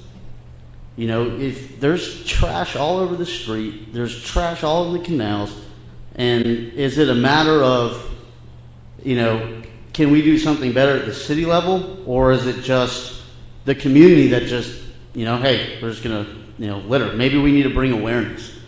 The other thing that, you know, the public mentioned was density. You know, again, we want a prosperous community, and I don't think high density is the answer to that. I think green space is the answer. If we look at Boca Raton, I'm not 100% sure, but I think they require 10 acres of green space per 1,000 people. Can city staff tell me where we're at in Boynton with that? Is it 2.5? Do we have a 2.5? Yeah. So I think that's an opportunity for us. You know, I think in infrastructure too. You know, I put Chief Stables to work immediately once we had that first rainstorm. I called Chief. I said, hey, get over on Southeast 6 and Ocean. It's flooding, knee deep in water. Business casual, knee deep in water. What are we? You know, we need to focus on what we got now. We need to focus on our infrastructure. We need to focus on our safety, and we need to make Boynton the safe, clean place to be to drive economic development. Right? When the mayor said, you know, we used to have Motorola, Boca has IBM. We don't have anything now, and I agree with that. But we do have an inlet. We have a marina. We are the city that is closest to the Gulf Stream. We are America's gateway to the Gulf Stream, right? What are we doing for that? What are we doing to drive the marine industry? And David, you know how I feel wholeheartedly about that, and I think that's something that's been overlooked, that is right in our backyard that we can double down on. But again, you know, I really want to emphasize on public safety, because if someone's laundromat gets robbed, right, which happened last week, are they going to want to tell their business partners or friends or family, hey, come down to Boynton and open a business? I wouldn't. So I think we need to focus on what drives economic development. You know, it's that desire to be somewhere. We want to be the place to go. We want to be the place where, hey, let me open a business here. And we're on our way there. You know, Mayor and I had a great conversation with the Man Cave owner, and I think we both agree that he's going to do very well at the new barber shop over in Boynton 1 Boynton, sorry. But again, it's taken time to get there, and I don't want to digress by not focusing on the issues at hand, which is public safety and infrastructure in green space. Oh, is it my turn? Just kidding. I can keep going. We'll be here till 3 p.m. No, I agree with what both the mayor and Commissioner Turkin said. I think that we have to find we have to find out what our big picture is and what's going to draw people to Boynton and want to establish Boynton as their home. Some of my little views are a little bit more granular in that, you know, it's important, I think, for Boynton and for me, that kind of on what Commissioner Turkin was saying, is that we don't become wall-to-wall concrete and asphalt. We don't want that. We don't want it in downtown. We don't want it anywhere in Boynton, because it's important that families have a place to play. They have a place to go and they have a place to play and live, and when you become concrete and asphalt, we go from building to building and we don't just enjoy outside. The marina area is thriving, but we're not using it to the best of our ability. We have events here and there, and we bring people here for those things, but like Commissioner Turkin was saying, we are known for having our inlet and being the gateway to the ocean, and we have to take advantage of that. Another thing that is granular to me is student and school safety. I have 2 children who are in Palm Beach County schools, and their safety is my number 1. And so to make sure that we as a city are doing everything we can to support Palm Beach County in keeping our schools and our students safe. And that we're partnering with Palm Beach County School Police and county sheriffs to make sure that we are doing our part in the city to make sure that we have the resources to make sure that when students are walking to school, that they are safe And I drive to drop my daughter off at school every morning, and there's little 5-year-old boys walking to school by themselves, and there's nobody in sight. And I feel like we need to be more present. Our police need to be more present and in the community when it comes to our schools and student safety. And so I think that on like I said, my goals are a little bit more granular, but big picture, obviously I can appreciate the mayor. We need to have something that makes us desirable and makes people want to come here and stay here, so that we're not losing people to move elsewhere where maybe they have more opportunities. So, One of you? All right, good morning. I actually happen to agree with all of you and the different details you just provided with the mayor. I agree we need better paying jobs in the city. We need to have a solid base. But with that comes the issue of housing. Can our workforce afford to live in Boynton Beach? My number one priority, I haven't said it yet, but it's public safety. Again, same thing as Commissioner Turkin stated, in my district, District 1, I had a lot of complaints from my constituents about not feeling safe, specifically with traffic. I'm going to talk about Leisureville. I know I talk about Leisureville all the time, but it is a concern. People are cutting through. We have accidents of people just going into this community because it's not gated, and it's senior citizens that we need to make sure they're safe. So public safety is really important. Commissioner Kelly mentioned the importance of safety in our schools. I know we have a school district and they handle that part, but we can definitely partner up and work and collaborate to make sure that we have enough officers in our schools as well. Now, okay, so number one is public safety. During one of the CRA meetings, I heard 2 mothers come in, and I believe they live in District 2, I think that mentioned that, saying how they were sleeping at night and their houses were being shot at, and the bullets went through their homes.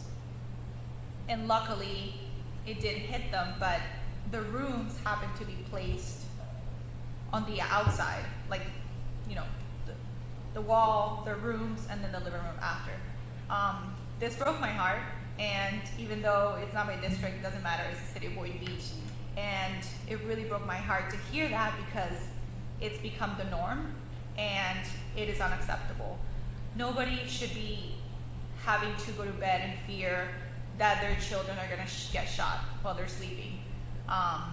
And the worst part of all is that people don't even report this, because if there's no injury, people don't feel like they need to call the police. What could we do to maybe remedy that or support these families in a quick capacity? Like, my heart just went to, like, let's put some sort of a wall in their house of metal or something in the meantime while we get our situation fixed. And I don't know if we could do something like that. Again, I don't know what the ways to do that would be, but just ways to help mothers who are literally going to bed in fear of their kids getting shot at, and we're not even getting those phone calls because it's become so normal. So there's the public safety component, number one. Number two, I want to lower the millage rate. And I know it's, things are very expensive right now. I know that inflation is at an all-time high. But I also think that we need to support our homeowners, because right now people are struggling. Our paychecks have been stagnant for a long time, and the cost of living has just become almost unbearable to a lot of people.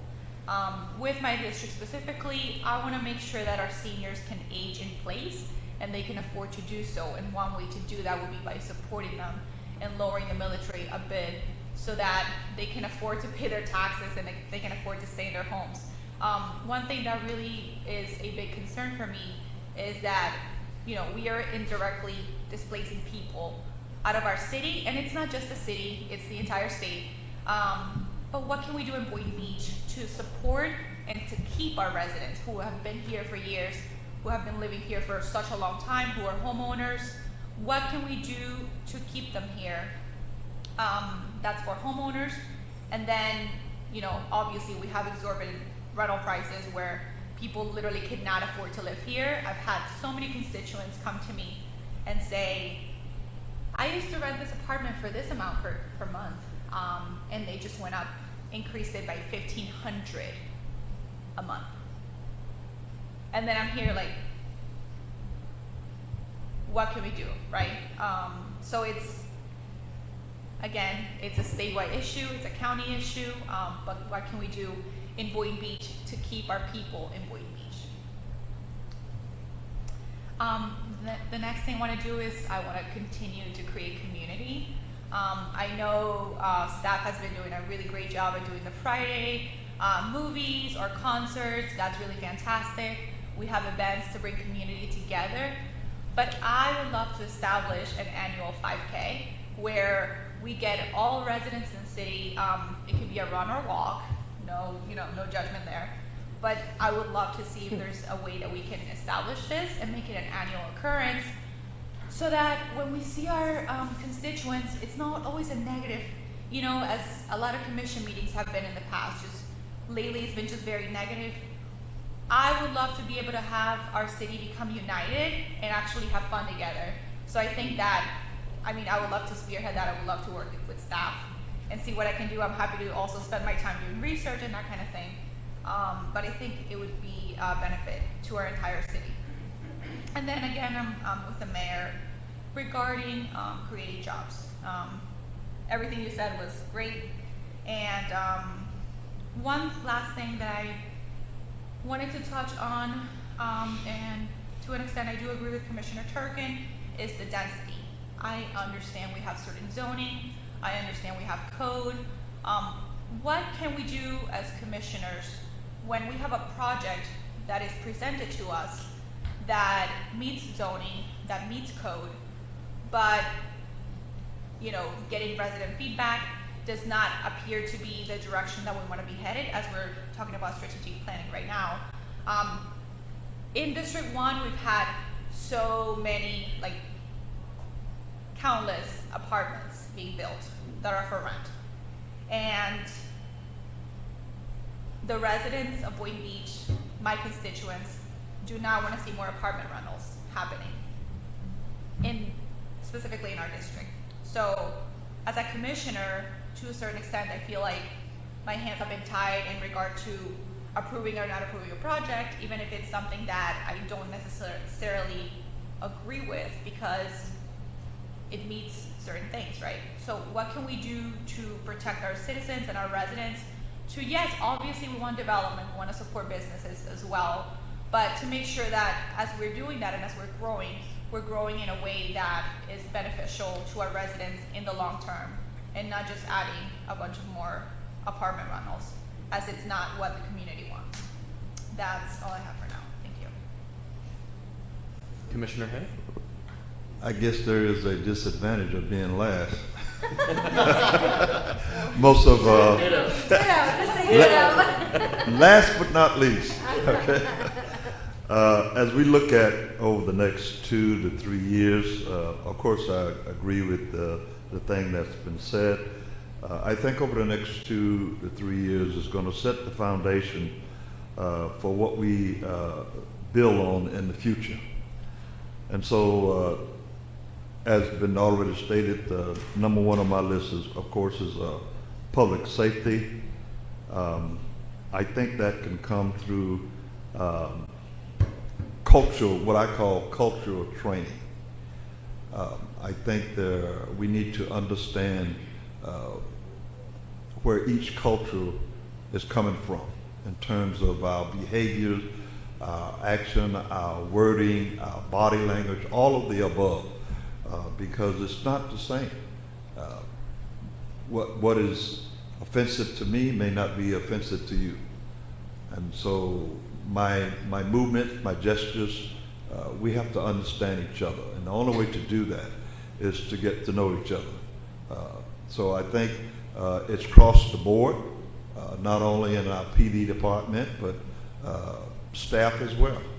When someone comes into City Hall and you may not mean any harm, but what you say goes a long way, and the way you say it.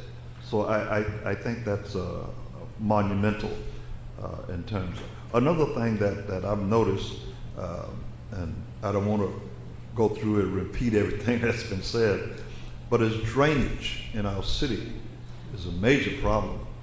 Every time there's a hard rain, my phone starts ringing off the hook with people who have flooding in their area. And I know we're doing the best that we can, but I think we can do more if we make it a priority on our list of things to do.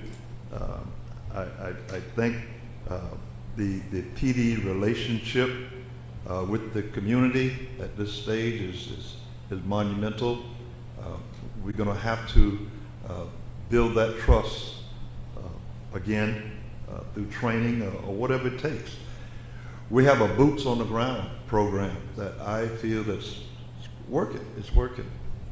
Getting on a first name basis with the citizens and citizens getting on a first name basis with officers goes a long way in terms of bridging that gap between the community and the policemen.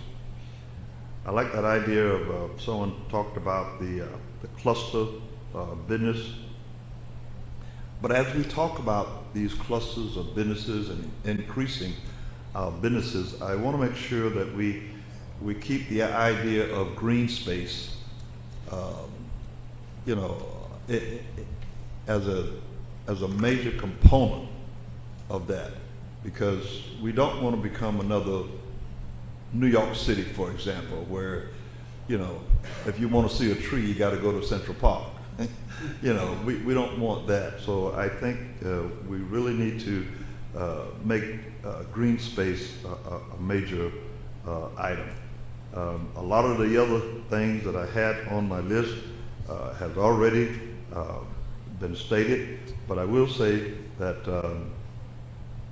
the homelessness is another problem that I see creeping up on us out there by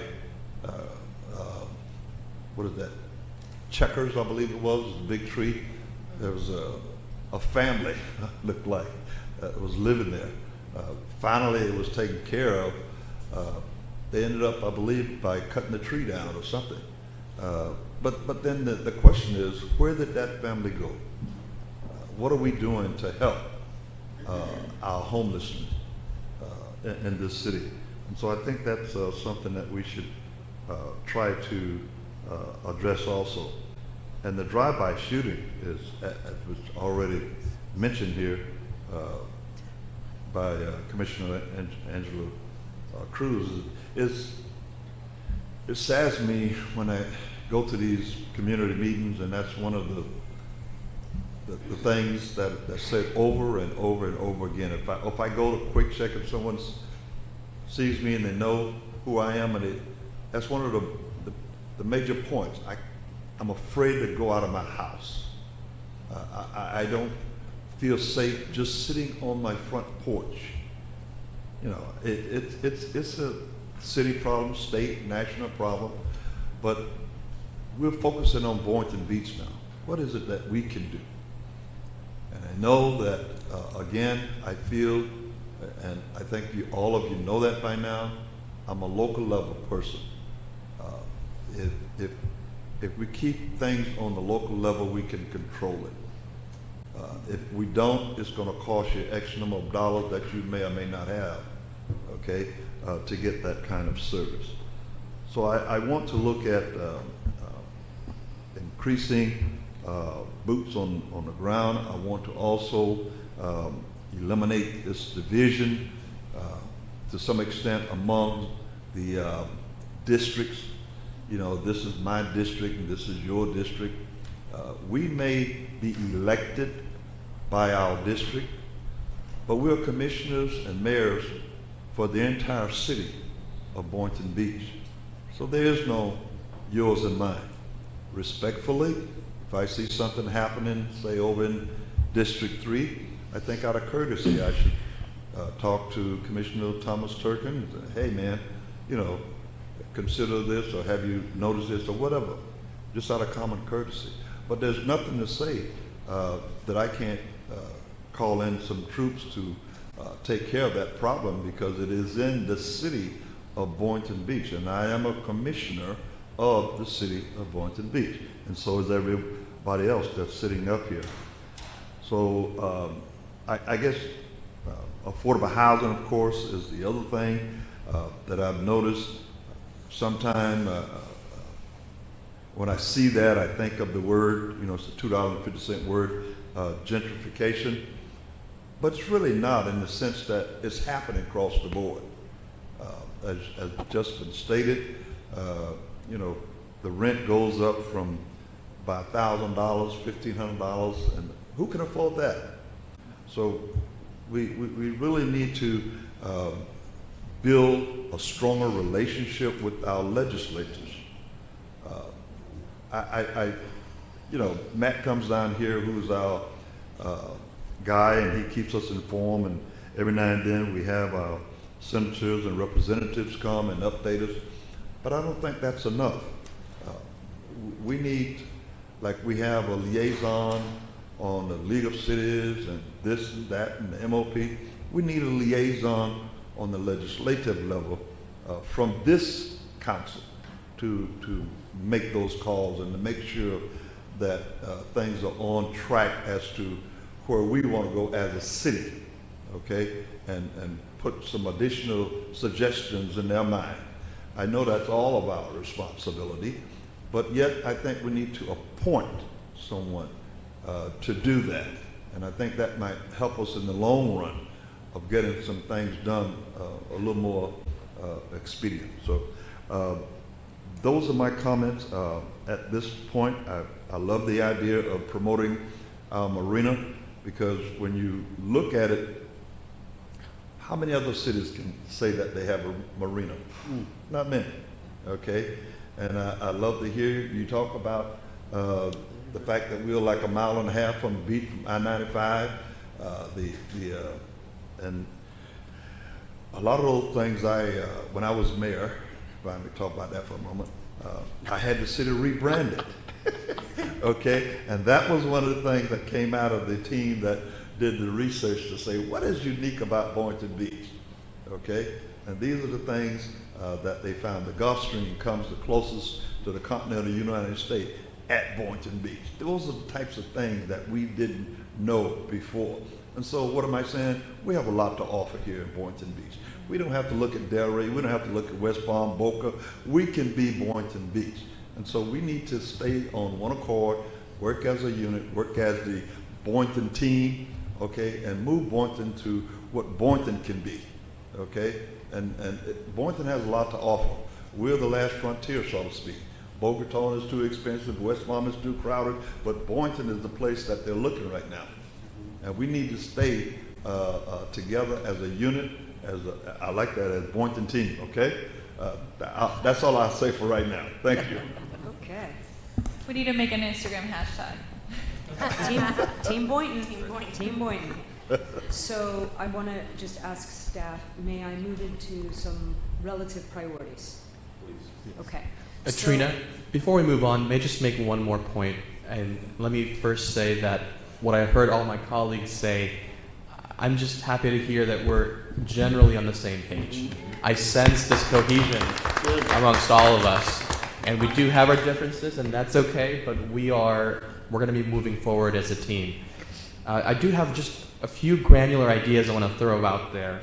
And Commissioner, you talked about cohesion, and Vice Mayor, you talked about having a 5K.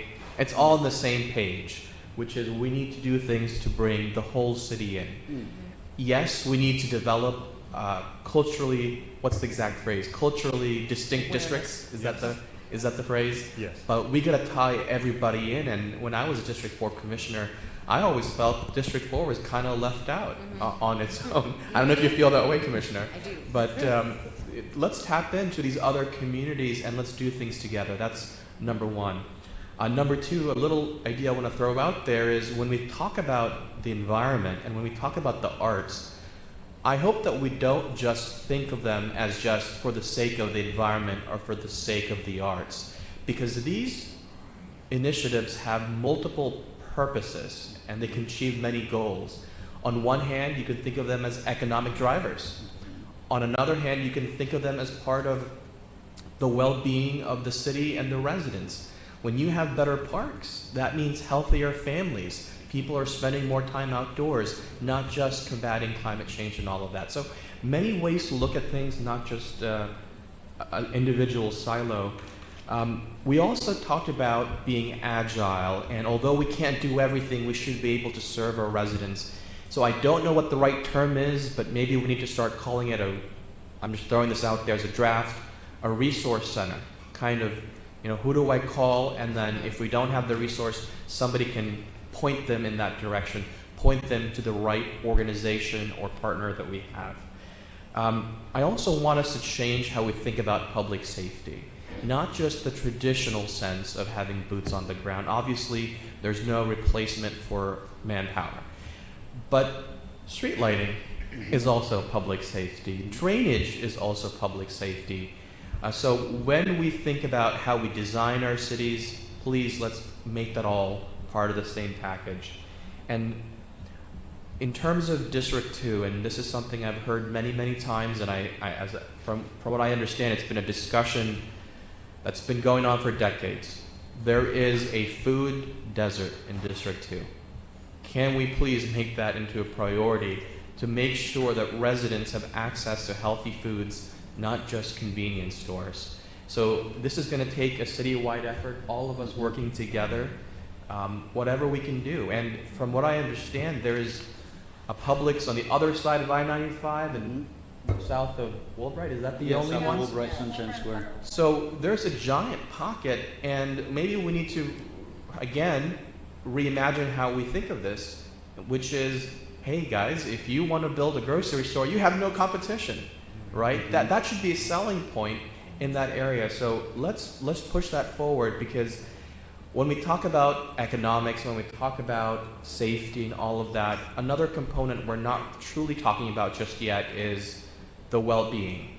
The well-being, the health of the residents and the community. Traditionally, it's not our role because we think of it as, okay, well, the school district handles education and the hospitals handle this. But there are things we can do in the city to set people up to be healthier and to carry that out generationally.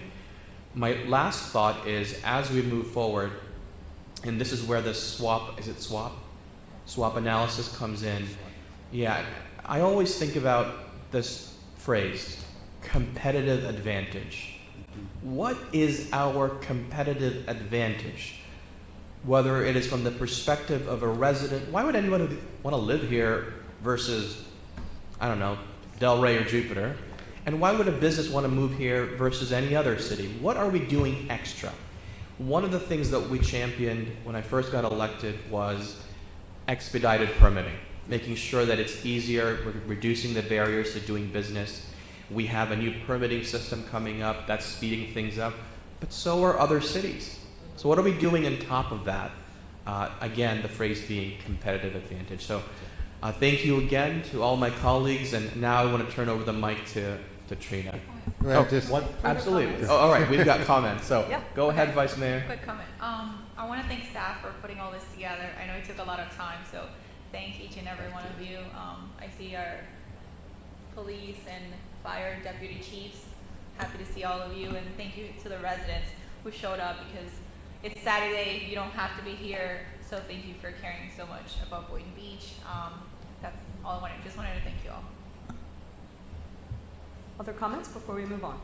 Mr. Scott? I just wanted to say we thank you as well, because you were able to confirm a lot of the work that we are doing and continue to do on your behalf and the behalf of the residents. And as you said, Mayor, it really all ties to how do we make create the future prosperous city, and it ties to public safety, ties to art. Art creates places.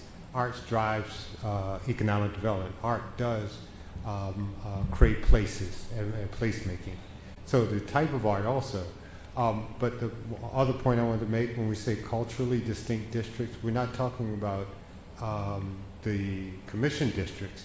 We're really talking about how do you create that neighborhood level district, whether it's or in and around the mall, just how do you drive that? Marina, I mentioned Marina district, how do you create that? Or it can be you want to create a brewery district, which is distinct to this community. And I wake up in Delray or Boca. It's not that I necessarily, we're not in competition with our sister cities.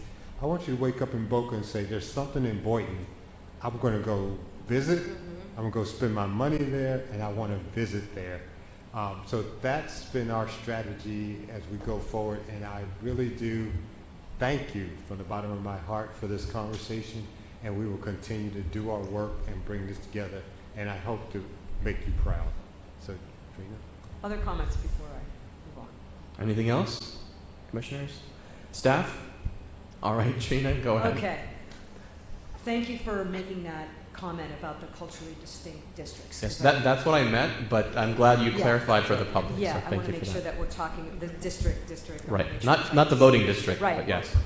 So, again, when you relook at what this looks like, you will see me grinning from ear to ear because this is a direction that I've been pushing for a while, and I am so excited for staff, for you, and for the communities. So here's what I have. I have 12 different high-level buckets. Now I've grouped some things together, which could be ungrouped. This is just kind of the way I heard comments, and I've put them together. We can separate some things if you want, not a problem. The goal in the next bit of time, whatever that means, is to create a relative sense of importance. And so from an Edwards Deming saying, I happen to be an Edwards Deming, he's a guru of mine, and he says, if everything's important, then nothing's important. Because we need a relative sense. Everything you said is hugely important. Urgent, so taking from Stephen Covey, urgent and important. Urgent and important. What we know is that you're going to have staff come to you very shortly with a budget for this year. We can't do everything in this upcoming, which would be FY23. So in terms of FY24, FY25, their job is to come back to you and say, here's the state of the city or the current state of where we are based on decisions you made. Here's where we're going, and here's what we need to fund. So if everything's important, nothing's important. So knowing that everything's important, can we create some relativity in saying, well, as a whole, and we're going to have some conversation around this, what's the number one thing? And maybe you say, okay, here's the top 3 things that's in, this high level, we need to do this and fund it. And then there's the, we need to do this, but if we can't fund it, let's move it to next year. And that would be kind of a lower bucket. So if we could, I have 12 high-level buckets. I've grouped everything that you said into these 12 things. We can separate them. The goal is to say, let's put these in our top priority, let's put these in our medium priority, and let's put these in our lower priority. Not that it's a low priority, but it creates some relativity. Does that make sense? So let me read them out, and then we can kind of move in that direction. Commissioner Cruz, you had your, looked like you were going to say something. Tell me if I'm wrong, but I think we can all agree that public safety should be number 1. So let me go through the buckets, and then you can make those decisions. And I've kind of earmarked these as what I think I heard, and so I'll question you as we go. So these are in no particular order. no particular order. I've just grouped them into these buckets. Business development, meaning creating jobs, industry clusters, access to healthy food choices. And there's probably more things in there, but that's kind of what I grouped. Public safety, neighborhood safety, school-related safety, and officer presence to reduce a sort of fear of where I live.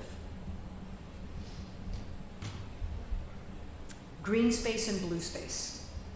So green space being, parks and the ratio of parks to, someone said concrete, so green space, and then blue space being proximity to the Gulf Stream and the marine industry.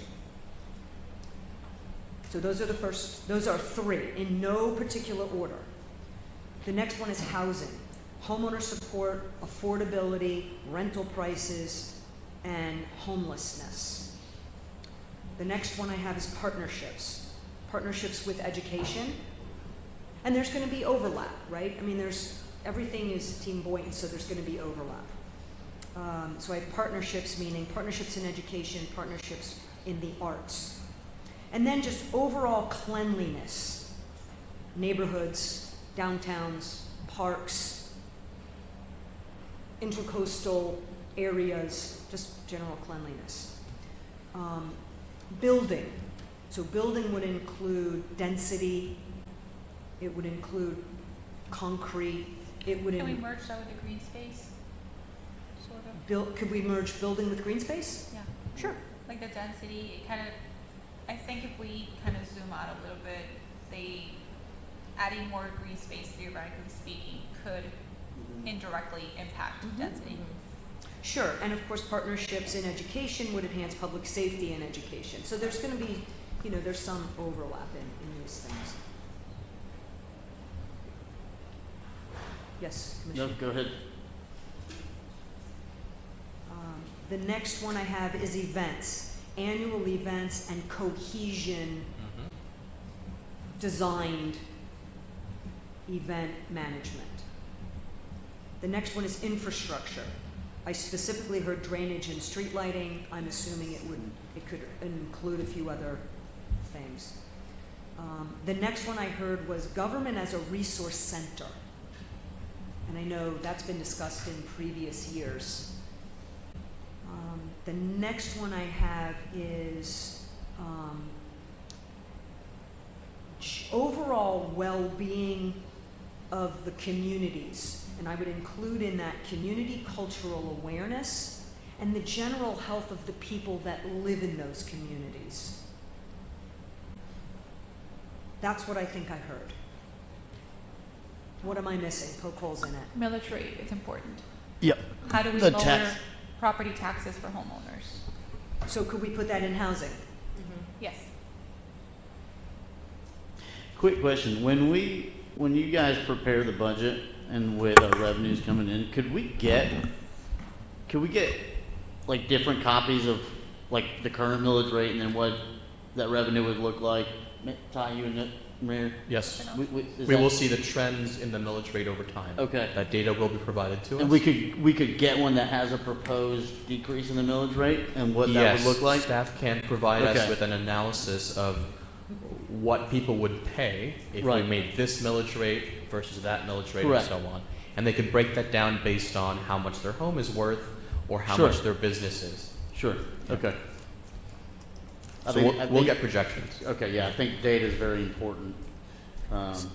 If I may interject one Sure. more thing on the budget process. So the other part is we do a lot of value-added benefits that are above and beyond core essential services. And when I say all that, and we've talked about a lot of high-level things, I have to remind you that the core essential services should always be placed before that. And this is where strategic planning and tactical deployment diverge. And the challenge is we can have a lot of great ideas, but if we're not meeting our core essential services, we have difficulty in that. So I definitely want to keep us, because we've talked about a lot of things, and then we talk about lowering the millage. Mhm. And when we talk about that, it has a direct impact on the value-added services that we're able to do. So I want to make sure to have a totality of the conversation. And back to the public safety side, everything we mentioned in those buckets green space will improve public safety. Mhm. You know, because we are reducing population density. And to Commissioner Hayes' point, you know, New York City has probably a lot more issues crime-wise because of the population density that exists, because people are, you know, 7,000 people in a half a square mile. That kind of density promotes difficulty and challenge. Some of the things that we're talking about do not require dollars and cents. They require different commitments and different vision from staff, and help in understanding how what we do translates to good things. So I wanted to add that in there and answer the question. In the budget process, that is one of the challenges that I've given the directors and the assistants and everybody else. My first conversation with them is look at our operations, figure out where there's things standing in the way of doing good business, break it and fix it. And that way we can become efficient, and I'm empowering them to do it at their level. Back to your point, I don't know how to fix everything, and I don't know everything, but I know that the staff that we have from top to bottom does have that intimate knowledge to solve the global problems of the challenge. And that's the exciting part, is we have all the players in the room to make those good choices to solve that. So thank you. Just an Commissioner idea, Cruz. and I don't know if I'm kind of jumping the gun, but thinking back to public safety, and I keep thinking of these two ladies in my mind from District 2 that, you know, have the shootings going on. We have ARP funds, and I know I'm kind of jumping the gun, and then we have Habitat for Humanity. So we could do, theoretically speaking, a public-private partnership, because they already fundamentally do that. They improve homes in the area. And so I know they had a grant request, but again, we're gonna look at that later.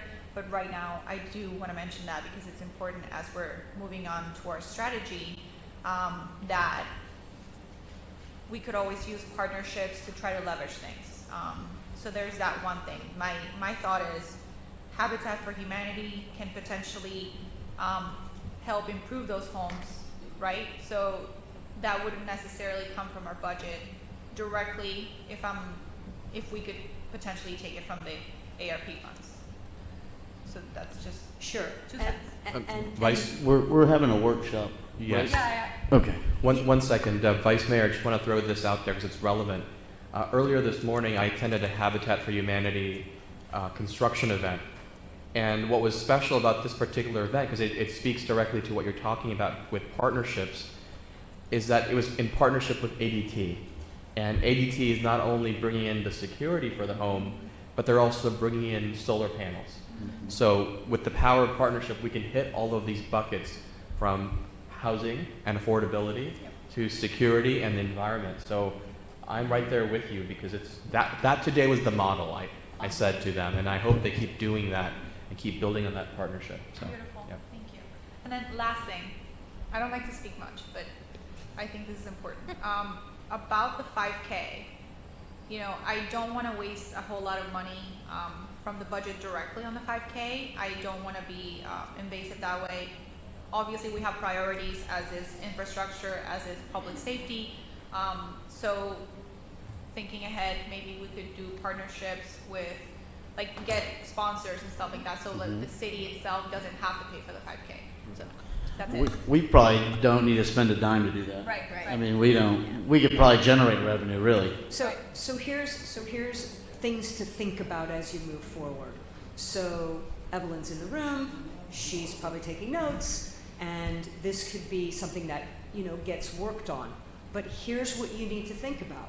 if that becomes a direction for a specific department, understand that her time, and we know labor is the largest line item expense in any local government business. If she spends her time doing that, then there may be some things she's not spending time on. So what we need to talk about and where we're going is, events was one of the buckets. Where does that lie? I will volunteer my time for free. And again, we have lots of, because we're smart people, they're smart people and you're smart people, and you have really smart community members who will come to the table and say, you know, I'll do that too. We have smart people. Our job today isn't to problem solve. Our job today is to say, of these now 12, or if we break some apart or put some together, buckets, where do you want them to come back to you and say, here's some ideas to improve public safety? Because you put that in the top bucket, we're gonna work on it, here's how much it costs, these are the different ideas we have. Either put it in the budget for next year or move it to 24 or 25 or 26. And you can break things apart. They may come back to you with 16 different amazing ideas, and you go, we can fund this one, next year we'll do this one, and that's how you move forward. And I'm going to cycle back to the very beginning, which is what gets very frustrating for staff is, and me too, but I don't really matter, but for them, what's very frustrating is we go, we're a new commission, we're starting over. And so with the discussion around what's the state of the city, you don't have to do that. You can see very clearly, this is what's funded, here's how far along we are, here's the number of things we completed, here's how it aligns to those strategic goals. Now what are we going to do? Now where are we going? So if we could, and we can do this in a couple different ways. You could just have a general discussion, and we could say, do you want this to fall in bucket number 1? And we could just go down the list, and we could just kind of find some sort of consensus. Do we want this in bucket number 1? Bucket number 1 being immediate, need to work on it right away. Bucket number 2 is need to work on it, it's urgent, not sure we can fund it now. Bucket number 3 is it's important, we need it, it's urgent, and I'm not sure when we're going to get to fund it. But the community will also know it's on your radar. It's on your radar. So if they want taxes to be low and they don't want the millage rate to be increased, then we need a budget, and we need to, that's how all the pieces fit together.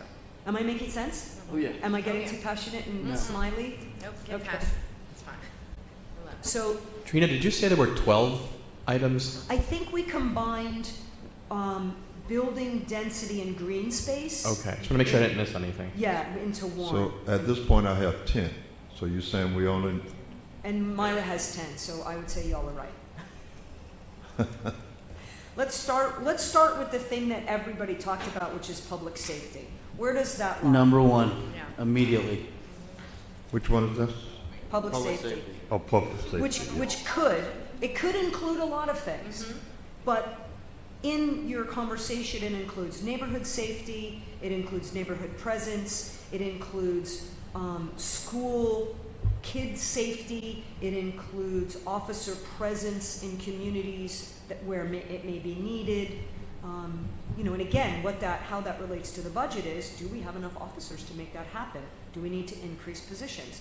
Then we increase a line item that's already pretty big.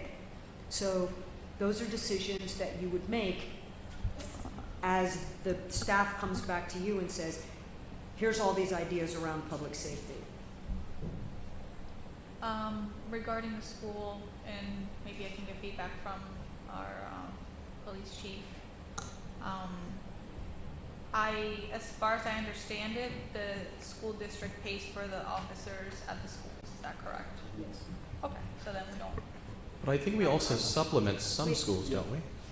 We, I think we did. Yeah, there was an officer at Boynton High School I think they'll hire out our department to do the details. Yep. Let's hear from Chief Snow.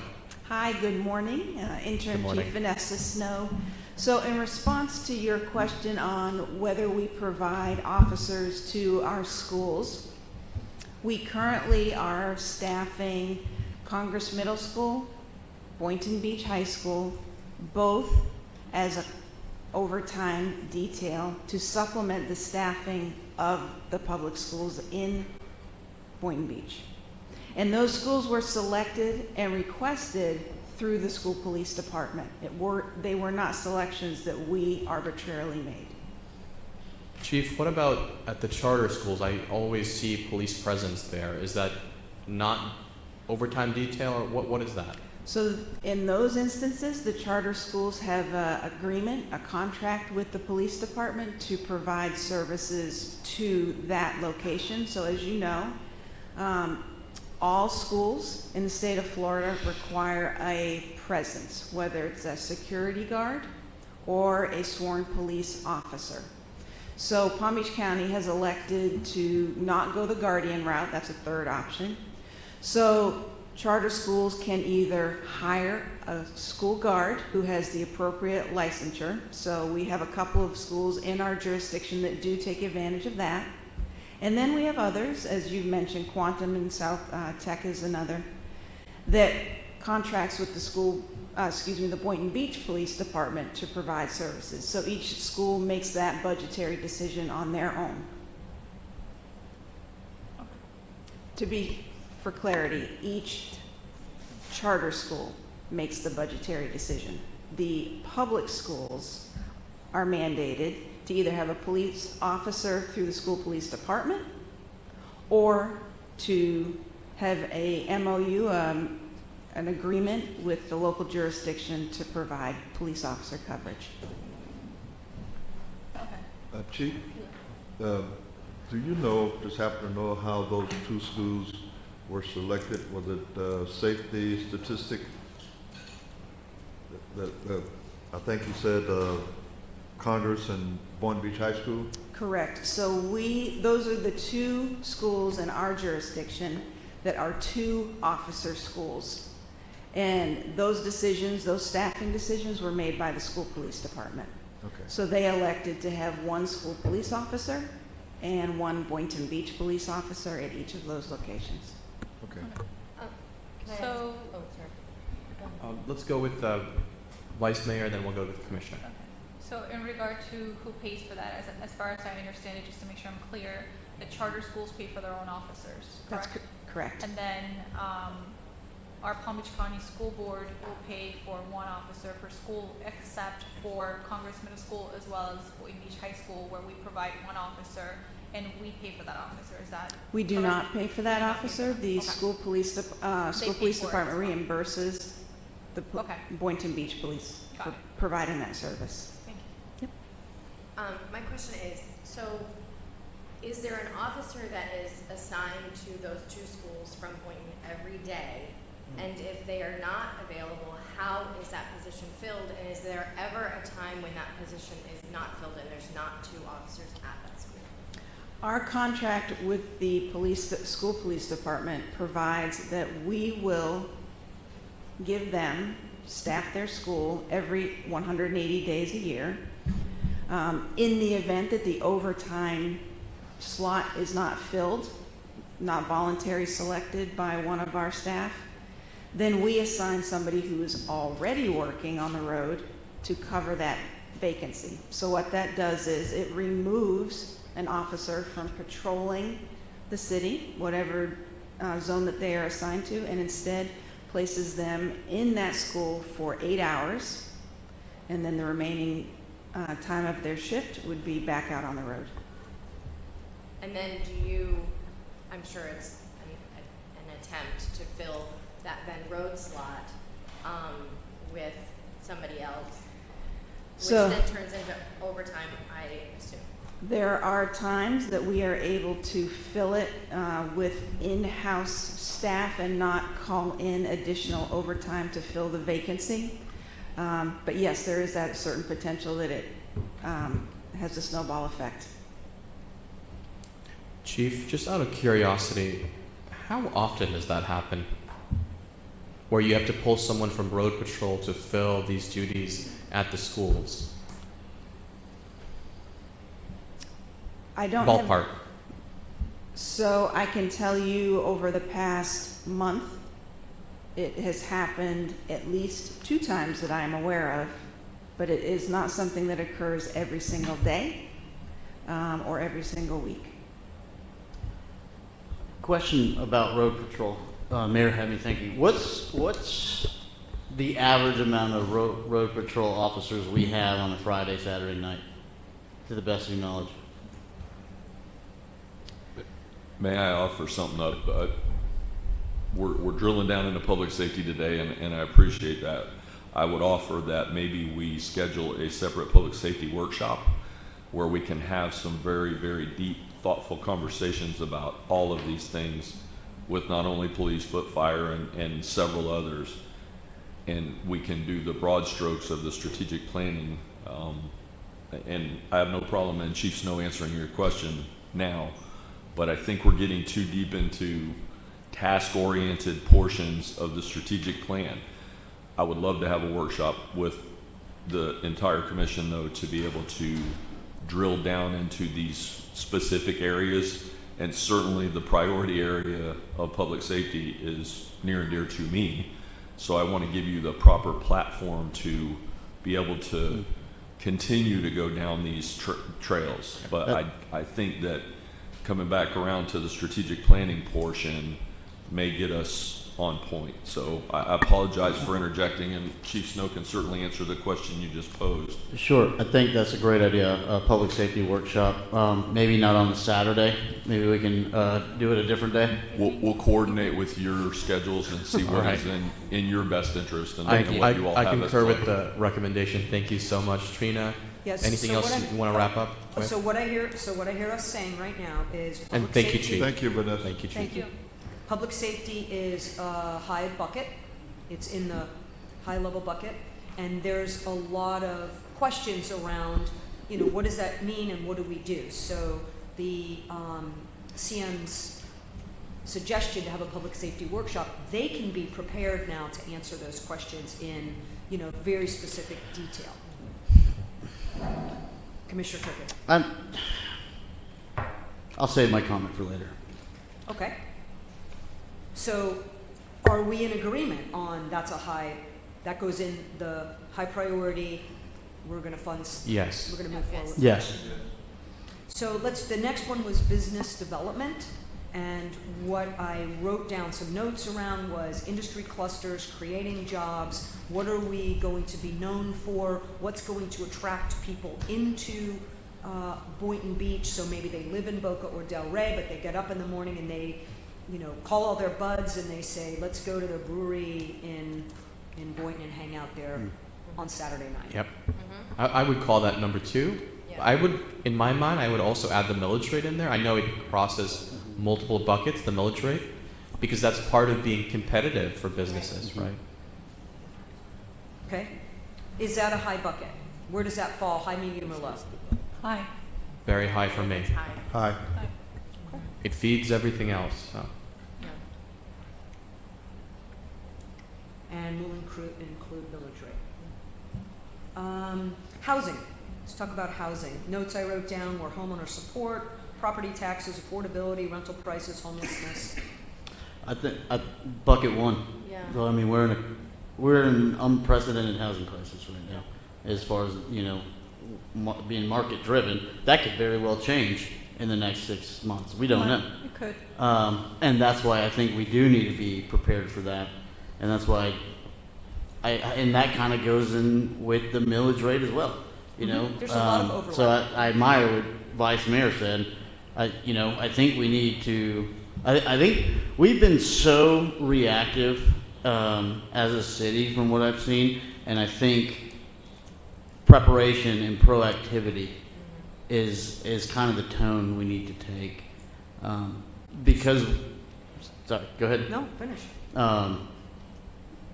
I think preparation is key, and I think, yes, that with the housing crisis, we have to keep that in bucket one. So I hear Commissioner Turkin saying it goes in a high priority bucket.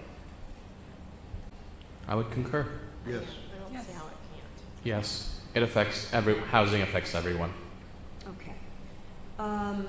Let's talk about partnerships. These would be partnerships in education, arts. These are just notes I took. I'm sure there's tons of other potential partnerships. Education, arts, safety, housing. I think that's something that we do, something that should be omnipresent, not a bucket in itself, but just It's like fluid and passive. Right, It's what's passive. happening in It's the- in everything we do. Mhm. Okay. So we will remove that from the priority list. And it'll be fluid and it'll be what it is. Is that what I hear you saying? Yes. Okay. Cleanliness, overall Boynton Beach cleanliness. Parks, streets. So, I mean, that can be tied, Neighborhoods. we decided green spaces can be tied with building, right? We Yep. mentioned that? Yep. Yeah, I think, And I think that kind of ties in too. Because green space is great, and, focusing on our environment is great, and the wildlife, but if it's dirty and there's trash everywhere, are we doing the best job we can do? That's a tough one. I think it almost crosses a couple of different levels too, because when you're talking about cleanliness and you're talking about the appearance of our city, we're looking at that as trying to bring businesses in too. If we don't show our best day every day, and we're not our best, then is that the one day that business developer comes in who could change our city for the good, but because we're not having our best day, then they choose somewhere else. So I think cleanliness and city appearance and city view kind of touches on a bunch of different places. Sure. It touches on business development, it touches on housing, Infrastructure. infrastructure. If we're Sure. not doing those things, our every day and Let me pose it a little bit different Yes. way, okay? As I see where we're going as we get deeper into these different 10 buckets. Let me pose it to you this way. Do you want staff to identify initiatives that are above and beyond regular city services, essential city services? And how important is that to you? Absolutely. High, medium, or low? High. Okay, so city cleanliness. but just, One we have second. to say, we can't make everything high, but Right. it's important. Can we negotiate and make it a medium? To where we have public safety first, we have infrastructure, it's gonna come up, Right. it's top priority, and then housing, and then after that, we can make that a medium, or like a level 2.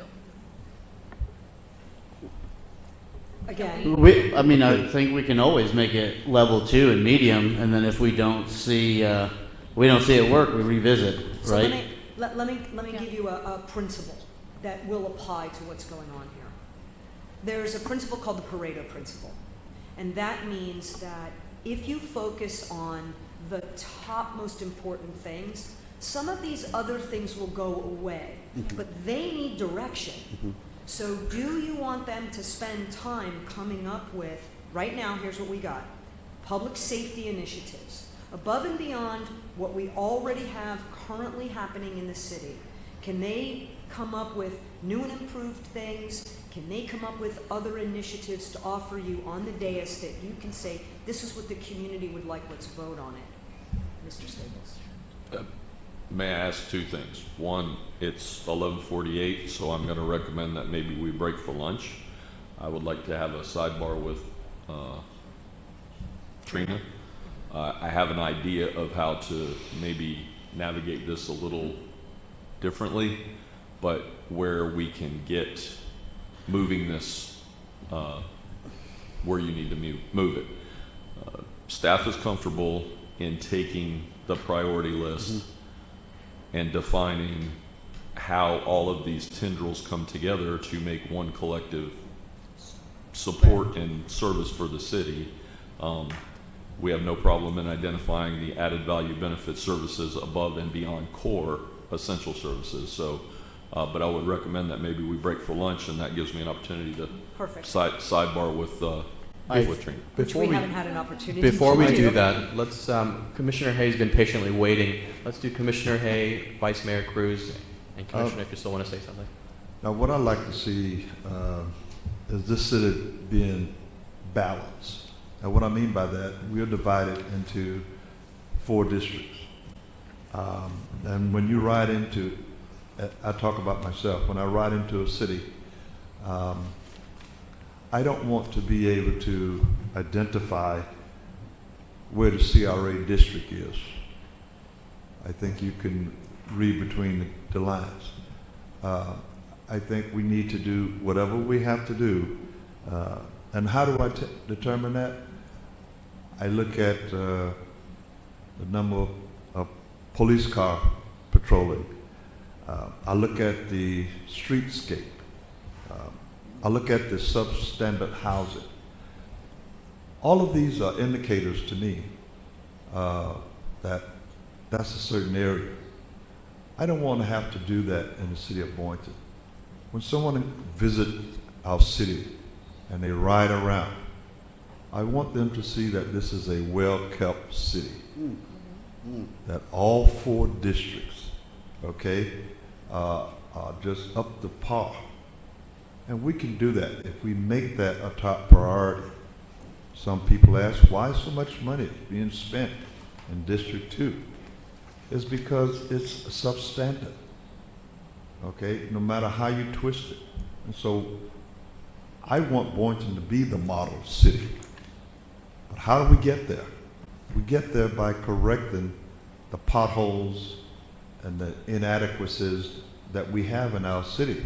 And we need to just face it, address it, and take care of it. And so I just like to see us focus on whatever it takes to make Boynton Beach equal across the board. Thank you. Thank you, Commissioner. Vice Mayor? I wanted to propose something and see if you all agree. Can we, during maybe our lunch break, think about a top 3 for each of us, and then see how that could correlate? And I'm pretty confident that we can find similarities between priorities. And when we think of above and beyond, I think that's more of a culture rather than a line item per se. But that's just the way I view it. Which is one of the buckets. So before we go, just last thing. I'm going to give my top 3 and just, public safety, infrastructure, and housing. That's it for me. Commissioner. I would like to ditto what Vice Mayor said. Those are my top 3. But we're at 10 right now, and there's 3 buckets. Can we consolidate, get 9, and we'll pick 3 for each category, or? We can. And it could be that when I talk to Mr. Staples, it turns out that he says, listen, we got initiatives going on in all of these things. We're good. We got our priority and we got our direction. And then as they start working on things, some things will, because they're interrelated, some things will automatically get better without having to focus on that as a specific initiative. And my guess is that's where we're going. And that's fine. That's a great strategy. And they've got direction based on your conversation with some specifics. All right. Thank you, Commissioner Kelly. Any final comments before we break? Yeah, just kind of piggybacking on that. This isn't the city's staff's first time at strategic planning, and obviously, based on what you said, our goals and our visions are very similar to visions in the past that the city has been on. And so I think that is a good way of, you're now hearing bits and pieces of our visions and how they're going to play into the big picture. And I know I'm confident in staff that they will handle and come back to us with feedback on how our vision plays into how the plan has been going and where it is continuing to go. So that was just my last little comment. All right, thank you so much, everybody. May I have a motion for a 1 hour lunch break? So moved. Recess? Second. All right. All those in favor say aye. Aye. All right, we'll break for 1 hour. We will be back. Thank you so much. Yes. Do we need an hour? Right, do we need an hour?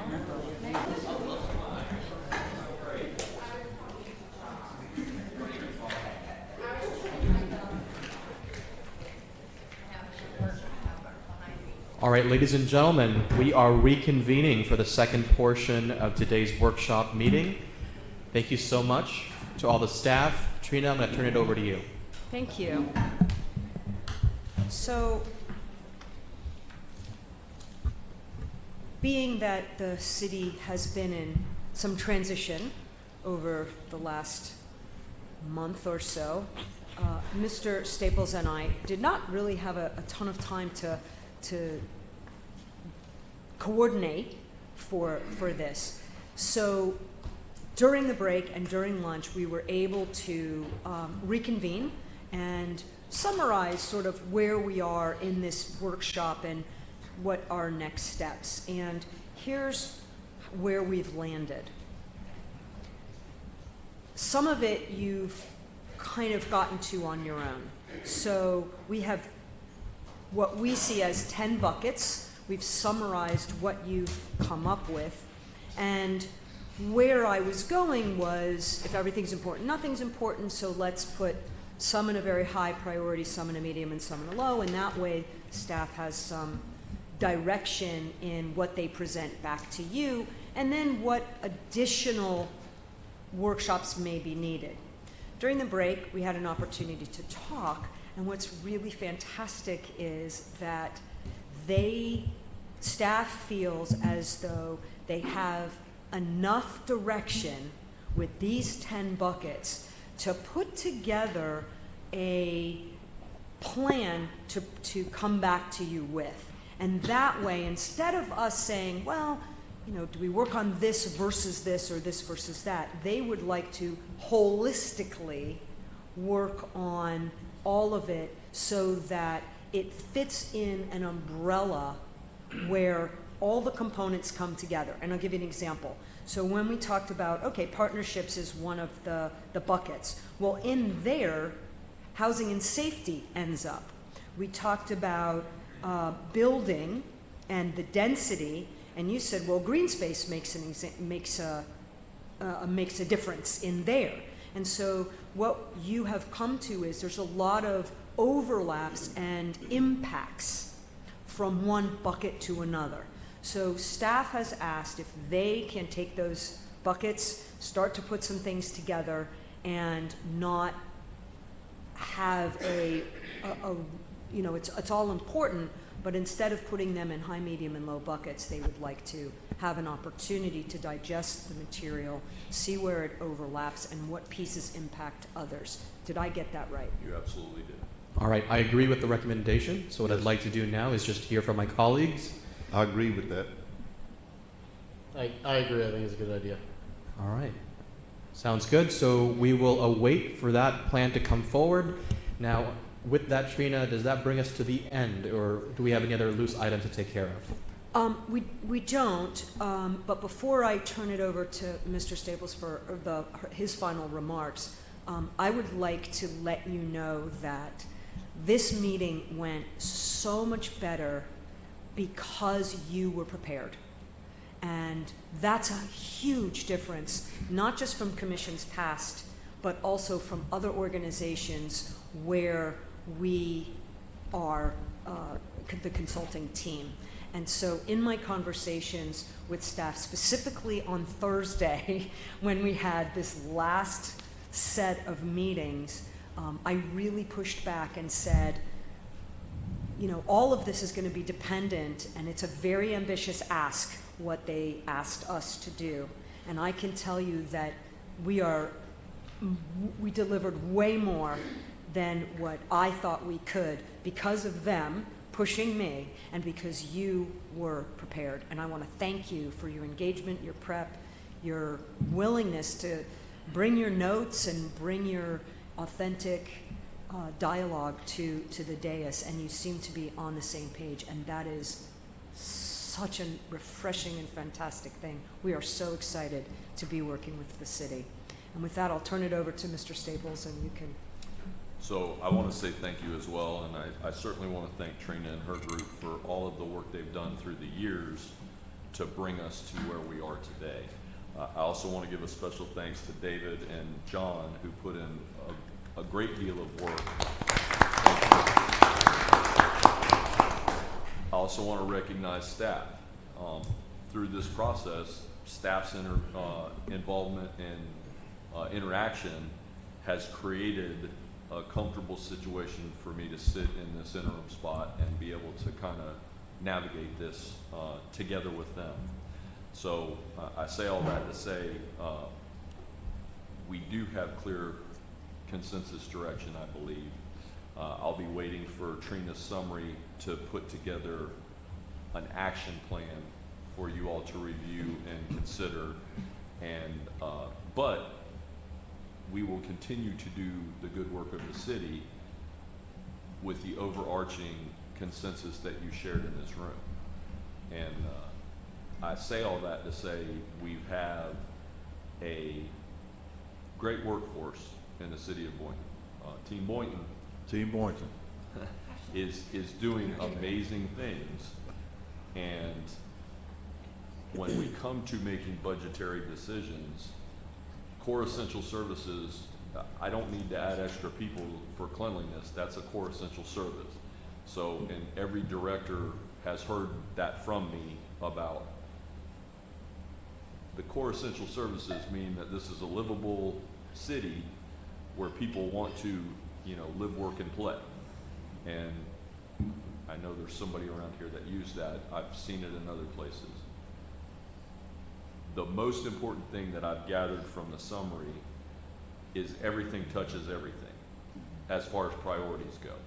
So building bridges between them and looking at it like a universe is important from my perspective. So that's probably how you'll get it back from me is the center of the universe. I'm clear on what you all believe the center of the universe is, but that doesn't just mean police and fire. And I'm crystal clear on that. And I think green space, I think everything contributes to that. And that's why I say everything touches everything. So I don't want to belabor the point. I can't thank staff enough for being here and being engaged. I can't thank you all for being here and being engaged. I know that you all suffer a great deal of criticism at the dais from folks that don't see this and don't see the homework that you put into your efforts. So on behalf of the staff, I want to thank you for your efforts, because this is how we transform the city and continue to elevate it with our practices and our behaviors. You all demonstrated great civility in a consensus building process, because sometimes that doesn't happen, and Trina can attest to that for me, I'm sure. And I saw nothing but cooperativeness in trying to move the city forward in a great way. I'm honored to be able to serve as your interim, and I think we've got great things on the horizon. To give you the summary for where we're at, by June or July, we expect to have a one-year strategic plan done for the city. That strategic plan is intended to dovetail with budget priorities and performance metrics. Going forward, we hope to plan for the 5-year cycle of a community-driven strategic plan. And what that means is we will engage all stakeholders, from boots on the ground employees to residents that may not be in this meeting. And I'll use this meeting as an example. Appreciate the participation by the two folks that spoke. I have spoken to Mrs. Reedy, and I'm honored that she's here, but we're in a city of 80,000 people. We had 2 folks speak at this meeting. So to be able to make sure that we get a global perspective, it's going to require us to go out to where they are and work. So staff is up for that challenge, and we will definitely make that an effort to be active in the community in promoting this. There may be some passive communication, there may be some active communication to make sure that we have perspectives from everyone that lives here. So that 5-year process, we've got a little bit of a plan laid out, but I don't want to share that too far in advance because I think that's going to be modified and adjusted a little bit to make it meaningful. But by the end of the calendar year, going into the next budget cycle, our whole intention of the strategic plan is to do what Commissioner Turkin talked about and not be reactive but be proactive.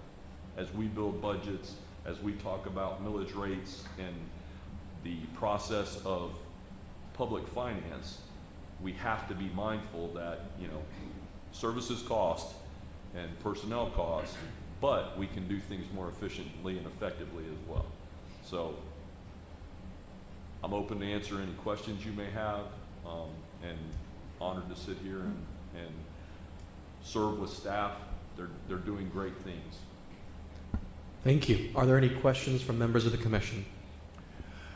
I guess the anticipated next meeting you said will be June, July, maybe, or something like that. Or what's the next? I believe that I'll be providing you all a written summary and a report. I don't know that we're going to do another meeting like this for strategic planning per se. I am clear that we're going to put together a public safety workshop. And public safety workshop, you'll see a lot of directors in here that aren't just police and fire, because we're going to talk about